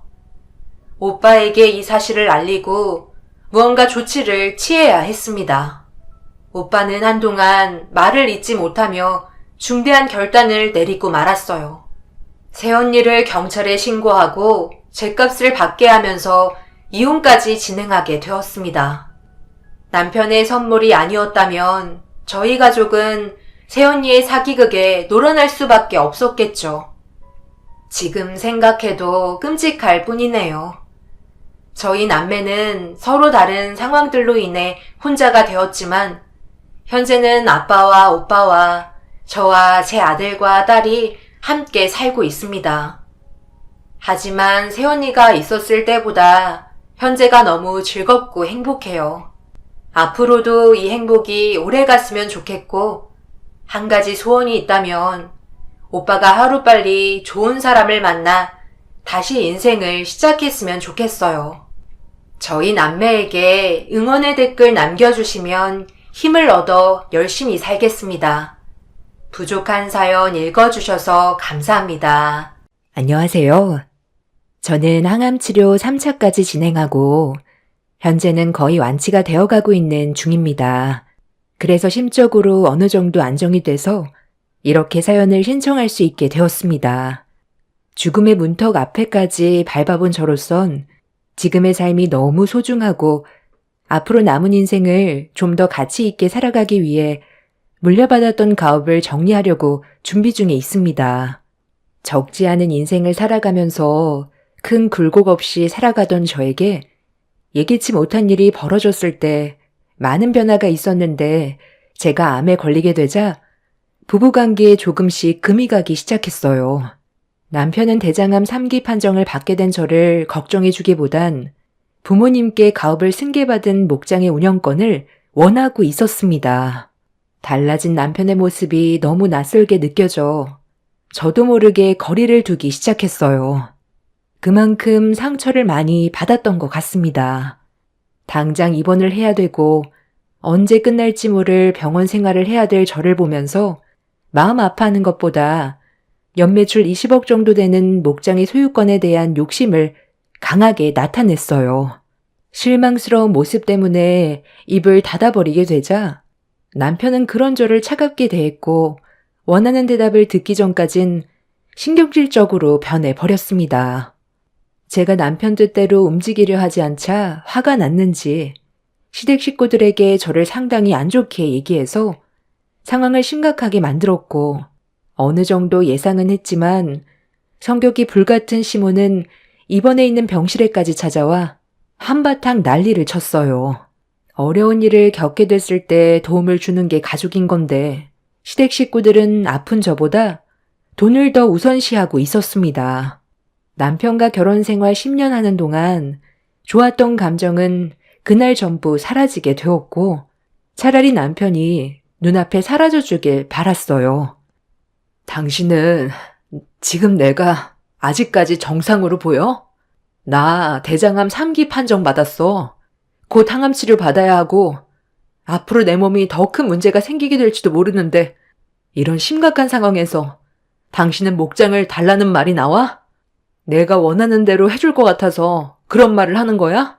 혼란스러운 내 마음을 먼저 헤아려 주는 게 우선 아니야? 너는 내가 안 해준 것처럼 얘기한다. 그동안 너랑 함께 살아오는 세월 동안 나를 봐놓고도 몰라? 당신 옆에서 지금까지 얼마나 노력하면서 살아왔는지 알잖아. 그래, 맞다. 내 아들이 네가 목장 승계받고 난 이후부터 하던 일 그만두고 옆에서 굳은 일은 가리지 않고 전부 다 했는데 너야말로 어떻게 내 아들한테 목장 운영권을 넘겨주지 않겠다고 하는 거니? 내 아들이 목장만 받고 너를 버릴 것 같아서 그런 거야? 얘도 애 아빠고 집안의 가장인데 그런 무책임한 행동을 보이겠어? 어차피 너는 병원에 있고 목장 관리를 제대로 하지 못하고 있는 이런 심각한 상황에서 내 아들을 믿고 맡기는 건 당연한 건데 지금까지 부부로서 살아오면서 신뢰가 이것밖에 안 됐니? 몸도 안 좋으면서 쓸데없는 말 하지 말고 당장 목장 명의 변경 내 아들 이름으로 돌리고 너는 치료에나 신경 써라. 아무래도 네가 병원에 입원해 있는 만큼 공백이 생기는 건 어쩔 수 없지만 그렇다고 매출에 영향을 주면 되겠니? 내가 볼 때 지금 몸 상태가 안 좋아서 예민해진 것 같은데 바깥 서더니 요양원에 들어가기 전까지 불안해 하셨잖아. 아직까지 너의 몸 상태가 어떤지 말을 안 하고 있는 중이라며? 어차피 치매라 금방 잊어버리겠지만 한평생을 바친 목장이 위태로워졌다는 걸 알기라도 하셔봐라. 그럼 바깥사돈의 마음이 얼마나 안 좋겠어? 내 아들이 책임감 가지고 앞으로 최선을 다해 운영할 수 있게 네가 이번 기회에 밀어줘야지. 너도 병원에 있는 동안 많이 불안할 텐데 내 아들이 그냥 의무적으로 일을 하는 거랑 다르게 명의가 이전되면 자기 사업이 되는 거니 그만큼 자기 위치에 대해 무게감을 가지고 더 많은 신경을 쓸 테고 그럼 지금보다 훨씬 더 안정적으로 목장이 돌아갈 텐데 내 아들을 못 믿고 계속 불화만 키운다면 목장이 잘 운영될 수 있겠어? 내 생각도 명의를 이전해주는 게 당연하다고 생각된다. 네가 정말 만에 하나 문제가 생겨서 퇴원을 하지 못하고 병원에서 생을 마감하게 된다면 어차피 내 아들한테 명의가 이전될 텐데 이런 식으로 서로 감정 안 좋고 불편한 관계로 만들어가는 것보단 서로 좋게 웃으면서 지금의 상황을 해결하는 게 좋지 않겠니? 시댁 식구들은 하나같이 눈앞에 보이는 돈에만 눈이 멀어 제 몸이 어떻게 되든 그런 건 전혀 신경 쓰지 않았어요. 걱정하는 말 한마디 해줄 수도 있는 건데 본인들 이익만을 생각하는 모습에 화가 치밀어 올라 전부 다 나가라고 소리를 질러 버렸어요. 시댁 식구들은 원하는 대답을 듣지 못했다면서 끝까지 버티려 하길래 병원 관계자를 불러 전부 내쫓아 버렸습니다. 어느 날부터인가 아빠의 건강에 적신호가 켜지면서 제가 아빠의 목장을 이어받아 일을 할 수밖에 없었어요. 자주 깜빡하시길래 일이 많이 바빠져서 그런 줄로만 알았는데 검사 결과 치매라는 충격적인 결과를 받게 되었고 시간이 지날수록 점점 심해지던 아빠의 치매가 몇 년 뒤부터는 본인이 누구인지조차 모를 정도로 급격하게 안 좋아지기 시작했어요. 목장을 운영하면서 아빠를 살펴드린다는 건 쉬운 일이 아니었습니다. 대소변을 가리지 못할 정도로 문제가 심각해지다 보니 저도 아빠를 모시는 게 버거워질 수밖에 없었고 결국 요양원을 알아볼 수밖에 없었어요. 치매의 정도가 어느 정도 더디면 그래도 버틸만 한데 아이로 돌아가 버린 모습은 감당하기 어려울 정도로 힘이 들었어요. 아빠가 치매 판정을 받게 되면서부터 아빠는 남편한테 다니던 회사를 정리하고 저와 함께 목장을 운영해 주길 부탁했어요. 그렇게 아빠의 부탁으로 고민 끝에 오랜 기간 다니던 회사를 그만두고 저와 함께 목장을 이끌어오게 되었습니다. 제 사연을 들어주시는 분들 중에 분명 치매 때문에 고생하시는 분들이 계셔서 잘 아시겠지만 이 문제가 단순하지 않다는 걸 아실 거예요. 자식으로서 건강이 급격하게 안 좋아지신 아빠를 모시는 건 당연한 일이었고 저 또한 그렇게 하고 싶었지만 치매는 인간으로서의 한계를 시험하게 만들 정도로 저를 너무 지치게 만들었습니다. 결국 요양원에 모시기로 결정을 내린 이유는 아빠가 힘들게 목장일만 하시다가 유제품 가공 사업까지 확장하셨는데 성공적인 결과를 얻을 수 있었고 힘들게 성공한 만큼 아빠의 사업이 무너지게 하고 싶지 않았어요. 제 얼굴조차 못 알아볼 정도로 치매가 심해진 아빠를 요양원에 모실 수밖에 없는 상황과 결정에 대한 죄책감 때문에 한동안 정신적으로 너무 괴로웠고 그렇게 힘든 시간들을 이겨내오면서 열심히 앞만 보며 살아왔습니다. 사업을 성공적으로 이끌어가야 아빠가 좋아해 주실 것 같았어요. 엄마가 옆에 계셨다면 그나마 덜 힘들었겠지만 제가 어렸을 때 독사에 물리셔서 심장마비로 먼저 떠나셨어요. 그래서 아빠와 서로 의지하며 오랜 시간 함께 해왔었는데 요양원에 모실 수밖에 없었던 현실이 제 마음을 찢어지게 만들었고 한동안 정신적 고통에서 벗어나기 힘들었지만 남편이 옆에서 많이 도와줘서 힘겨운 시간들을 이겨낼 수가 있었습니다. 그렇게 겨우 버티면서 살아가고 있었는데 대장암 판정은 저에게 너무 가혹했고 도저히 받아들이기가 힘들었어요. 이런 말도 안 되는 상황 속에서 생긴 또 다른 문제는 남편이 변했다는 거였어요. 아빠는 치매로 요양병원에 계시고 저는 대장암으로 병원에 입원해 있으니 눈앞에 보이는 재산에 사람이 변해버렸고 10년의 결혼 생활은 한순간에 무너져 내리게 되었네요. 시댁 식구들은 목장을 넘기라고 시도 때도 없이 병원을 찾아왔어요. 제가 병실에서 꼼짝도 하지 못하니 아예 목장에 살림까지 차려버린 것 같았습니다. 너희들의 신뢰가 고작 이것밖에 안 되는 거니? 10년간 함께 살아오면서 서로 믿고 의지해 왔을 텐데 돈 때문에 균열이 생겨야 되겠어? 나도 새언니가 이해가 안 되는 게 우리 오빠 이용해 먹을 건 다 이용해 먹었잖아요. 앞으로 어떻게 살아갈 건데요? 오빠 없으면 언니 아무것도 못하잖아요. 법적으로 부부이고 평생 의지하며 살아가야 할 텐데 앞으로 언니 병간호 해주고 옆에 있어준다는 조건으로 목장 명의 이전해달라는 건데 그게 그렇게 싫어요?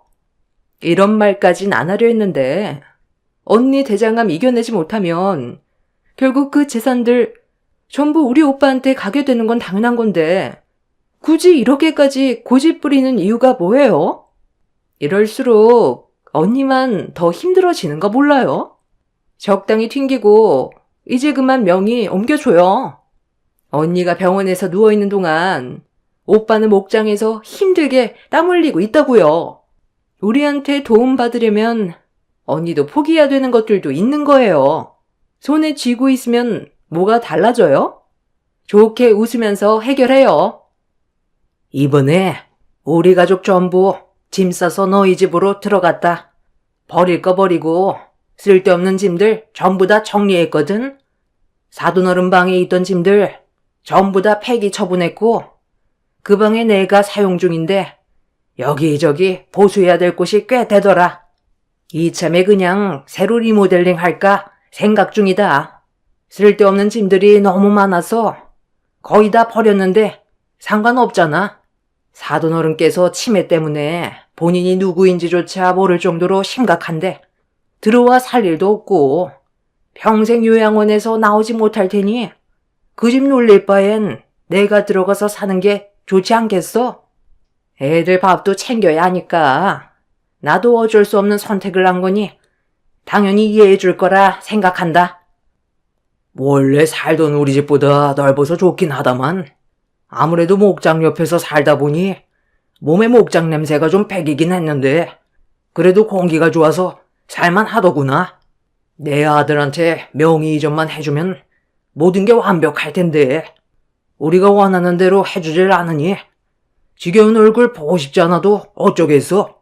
문제를 해결해주지 않으니까 계속 올 수밖에 없는데 우리도 시간이 지날수록 점점 지치니까 목소리가 높아지는 건 어쩔 수 없는 것 같구나.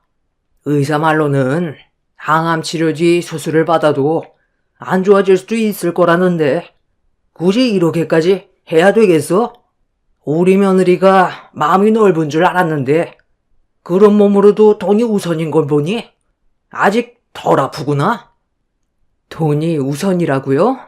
제가 지금 대장암으로 병원에 있으니까 곧 죽을 것 같아요? 그래서 저와 한마디 상의도 없이 저희 아빠 짐을 처분한 거예요? 저는 절대로 병원에서 생을 마감하지 않을 거예요. 악재까지 치료받아서 꼭 태어날 거라고요.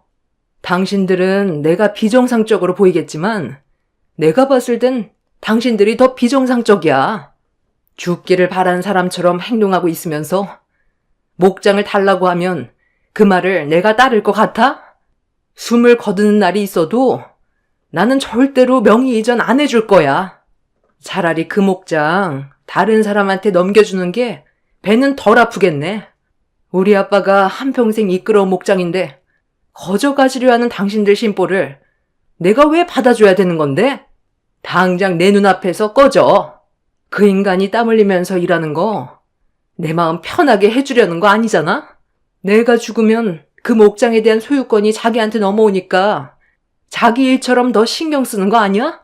평소에는 관심도 별로 없었으면서 어디서 열심히 하는 척이야?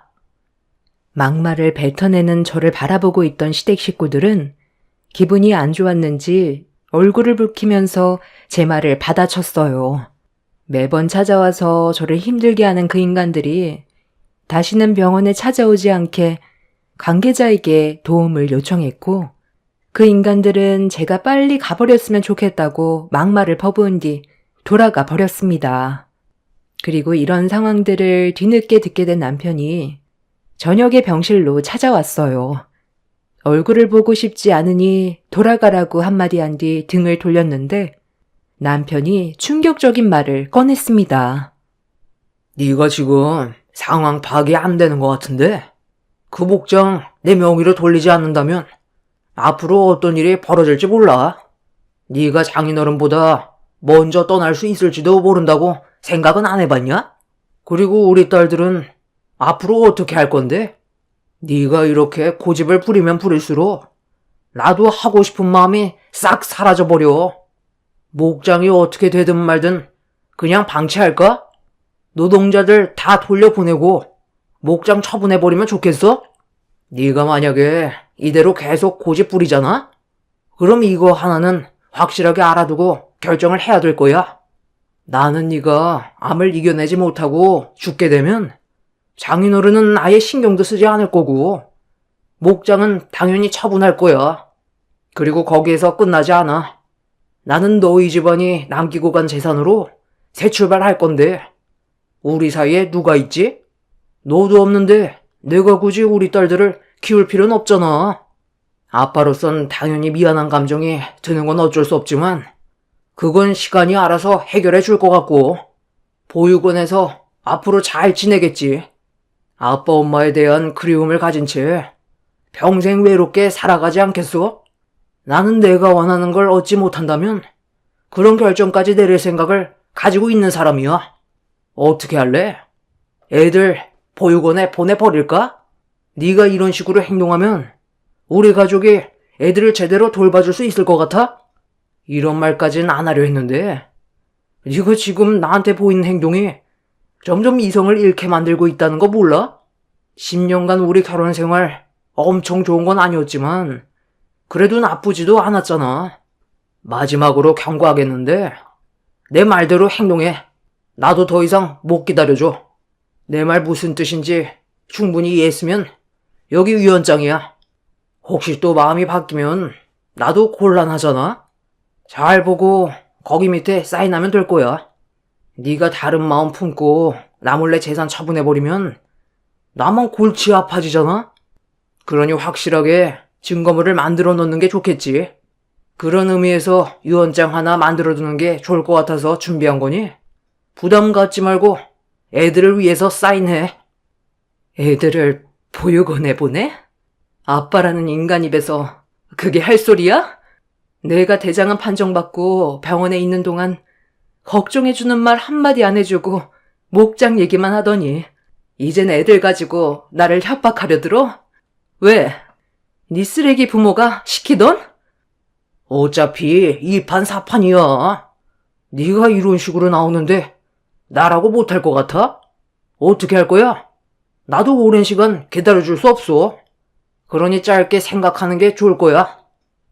남편은 어떻게 해서든지 저에게 목장을 받아내려고 7살, 9살밖에 안 된 제 딸들을 보육원에 보내겠다는 충격적인 말까지 꺼내면서 저를 압박했어요. 제가 건강하지 못해 남편의 진짜 모습을 본 것 같아 차라리 잘 됐다 싶었습니다. 이런 식으로 서로에게 상처 주고 살 바엔 차라리 이혼하는 게 좋을 것 같았어요. 그래서 저는 남편한테 이혼 얘기를 꺼냈는데 제 말이 끝나기도 전에 코웃음을 치더니 이혼이 단순한 문제인 것 같냐면서 합의는 당연히 하지 않을 거고 소송으로 갈 텐데 이혼 소송이 마무리가 되기도 전에 제가 먼저 떠날 것 같다면서 죽기 전까지 소송은 끝나지 않을 거라고 오히려 저를 더 세게 압박했어요. 그렇게 서로 언성을 높이면서 심각한 대화를 나누고 있는데 이런 상황들이 너무 마음이 아파 결국 참아왔던 눈물이 왈칵 쏟아져 버렸습니다. 아픈 것도 서러운데 남편에게까지 협박의 말을 들으면서 살아야 하나 싶더라고요. 살 수 있다는 보장도 확실하게 없다 보니 남편의 말대로 제 딸들한테 문제가 생기게 될까봐 너무 두려웠고 온몸이 떨려왔어요. 저를 바라보고 있는 남편은 10년의 결혼 생활을 하는 동안 봤던 자상한 남편의 모습은 어디에도 없었습니다.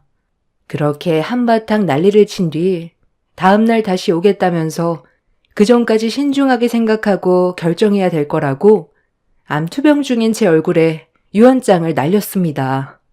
저 대신 작성했다는 유언장의 내용은 목장의 명의 이전과 유제품 가공 공장에 대한 사업장 명의 이전까지 전부 남편에게 주겠다고 적혀 있었어요. 본인이 원하는 걸 얻으려고 유언장까지 만들어 강제로 지장을 찍게 하려는 남편의 모습은 제가 알던 남편이 아니었습니다. 병원에 입원해 있는 동안 스트레스를 받으면서 치료가 진행이 되다 보니 몸 상태가 쉽게 좋아지지 않고 점점 더 심해지는 것 같아 두려운 마음이 커져가고 있었어요. 정말 병원에서 생을 마감해야 될 것 같은 불안함 때문에 너무 괴로웠는데 그렇다고 치료를 중단한 뒤 모든 걸 정리해버리면 혼자 남겨질 제 딸들이 눈에 밟혀 마음 편히 눈도 감지 못할 것 같아 이를 악물고 버텨내야 하는 방법 밖에는 없었습니다. 그렇게 다음 날은 어김없이 찾아왔고 남편과 나눈 대화를 전해 들었는지 시모가 아침 일찍 병실 문을 열고 들어오더니 기분 좋은 아침에 서로 얼굴을 붉히지 말고 좋게 끝내자면서 손을 내밀었습니다. 뭐 하고 있어? 어제 내 아들과 대화 끝났다면서? 그런데 왜 유언장을 주지 않는 거니? 설마 아직까지 사인을 안 하고 있었던 거야? 도대체 고민할 게 뭐가 있다고 오랜 시간 질질 끌고 난리야? 유언장 이리 내놔봐라. 여기 이곳에 사인하고 D장 찍으면 끝나는 건데 뭐가 문제야? 내용이 마음에 안 들어서 그래? 명의만 넘기면 남은 시간 편하게 있다가 눈 감을 수 있게 내 아들도 노력할 텐데 그것까지 고집을 부리겠다는 거네? 이거 정말 안 되겠구만. 당장 그 손 이리 내놔봐라. 제가 명의를 이전해주면 제 딸들의 앞날은 어떻게 보장받을 수 있죠? 눈 감으면 알 수도 없는데 말로만 잘 챙겨준다고 하고 보육원에 보낼 수도 있는 거잖아요. 너는 사람을 못 믿니? 손녀들도 내 핏줄인데 그렇게까지 할 것 같아? 네가 하도 고집 부리고 내 아들의 의견은 조금 더 들어주지 않으려니까 일이 이렇게까지 커진 거잖아. 서로 웃으면서 좋게 해결봤으면 이 정도로 감정이 안 좋아지지는 않았지. 내 손녀들은 앞으로 잘 키워줄 테니 어서 사인해라. 왜? 내 말도 믿음이 안 가는 거야? 걱정하지 말래도 일단 사인부터 하라는데 왜 이렇게 답답하게 굴어? 얼마 버티지 못하고 곧 갈 거면서 계속 이럴 거야? 시모는 제가 사인을 머뭇거리자 유언장으로 머리를 후려쳤어요. 그리곤 펜을 손에 쥐어준 뒤 강제로 서명을 하게 유언장을 들이밀길래 떨리는 손으로 서명을 하려던 그 순간 갑자기 시모의 핸드폰에 전화가 울렸습니다.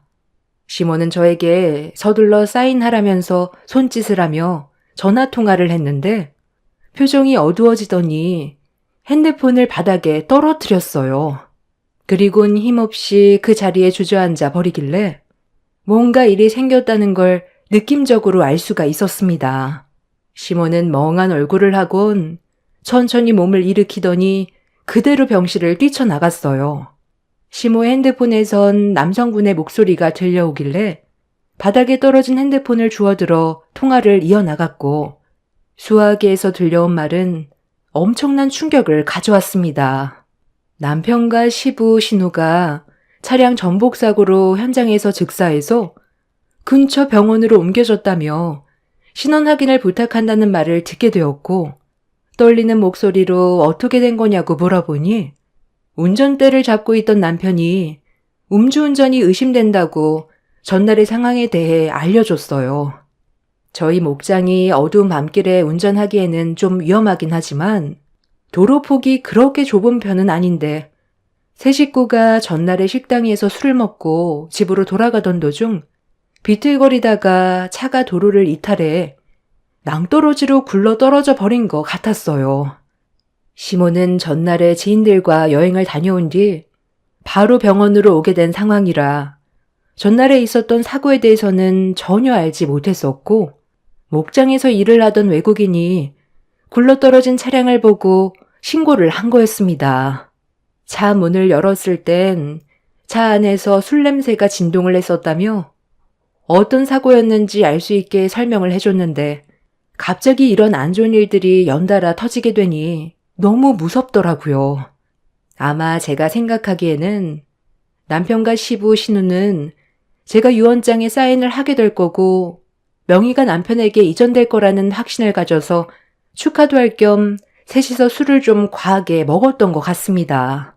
자주 다니던 길이기 때문에 남편은 사고가 나지 않을 거라고 자만했었는지 결국 아니란 판단에 돌이킬 수 없는 결과를 얻게 되었고 시모는 세 가족을 한꺼번에 잃게 되는 충격적인 경험을 하게 되었네요.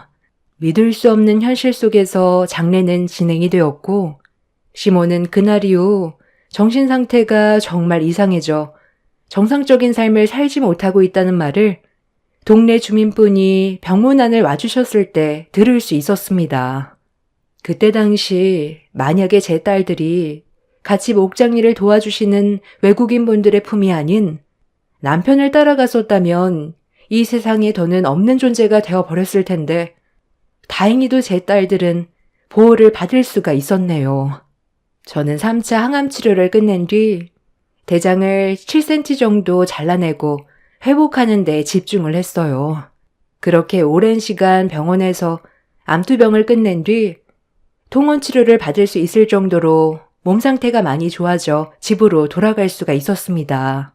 시모는 이 모든 게 저 때문에 벌어진 일이라고 제 얼굴을 보자마자 달려들길래 몸이 온전치는 않았지만 그동안 제가 받았던 상처가 너무 컸었고 그동안의 화를 한 번에 터뜨려버린 저는 시모를 강하게 밀친 뒤 집 밖으로 내쫓아 버렸어요. 시모는 절대로 못 나간다며 저희 부모님 집이 자기 거라고 억지를 부리며 달려들길래 조금도 망설이지 않고 머리채를 잡아 끌어내 버렸습니다. 시모는 그제야 저에게 울면서 애원을 하기 시작했어요.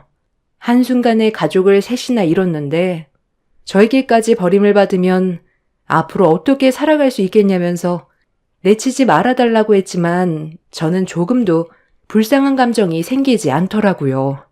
그래서 뒤도 안 돌아보고 집안에 있던 시모의 물건들과 세상을 떠난 남편과 시부 신우의 짐까지 전부 다 폐기 처분해 버렸습니다.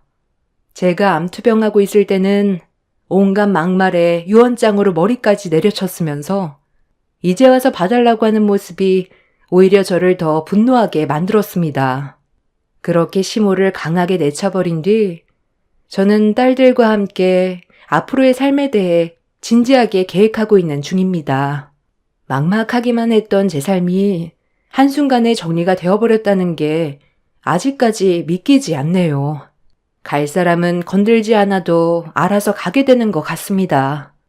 저는 지금 거의 회복이 되었고 추적 검사 결과 추가적인 암은 발견이 되지 않았습니다. 아빠도 요양원에서 잘 지내고 계시고 이제 저와 제 딸들의 앞날만 생각하면 될 것 같아요. 다시 찾아온 새 삶에 대해 항상 감사함을 느끼면서 살고 있는 중이고 현재 목장과 유제품 가공 공장은 정리하려고 준비 중에 있습니다. 아빠가 힘들게 이끌어온 목장을 처분할 수밖에 없는 현실이 너무 마음이 아프지만 저 또한 몸이 온전치 않아 어쩔 수 없이 처분하기로 마음먹게 되었네요. 그동안 모아두었던 재산으로 어떠한 간섭도 없이 제 딸들과 조용하게 살고 싶어요. 그게 제가 바라는 마지막 소원입니다. 제 사연을 들어주시는 많은 분들께서도 항상 건강에 유의하시길 바랍니다. 한번 아프고 나니 건강한 몸이 얼마나 감사한 건지 다시 한번 느끼게 되더라고요. 병이 더 커지기 전에 건강검진 꾸준하게 받으시고 적당한 운동으로 건강관리 하시길 바라며 제 사연을 마치겠습니다. 감사합니다.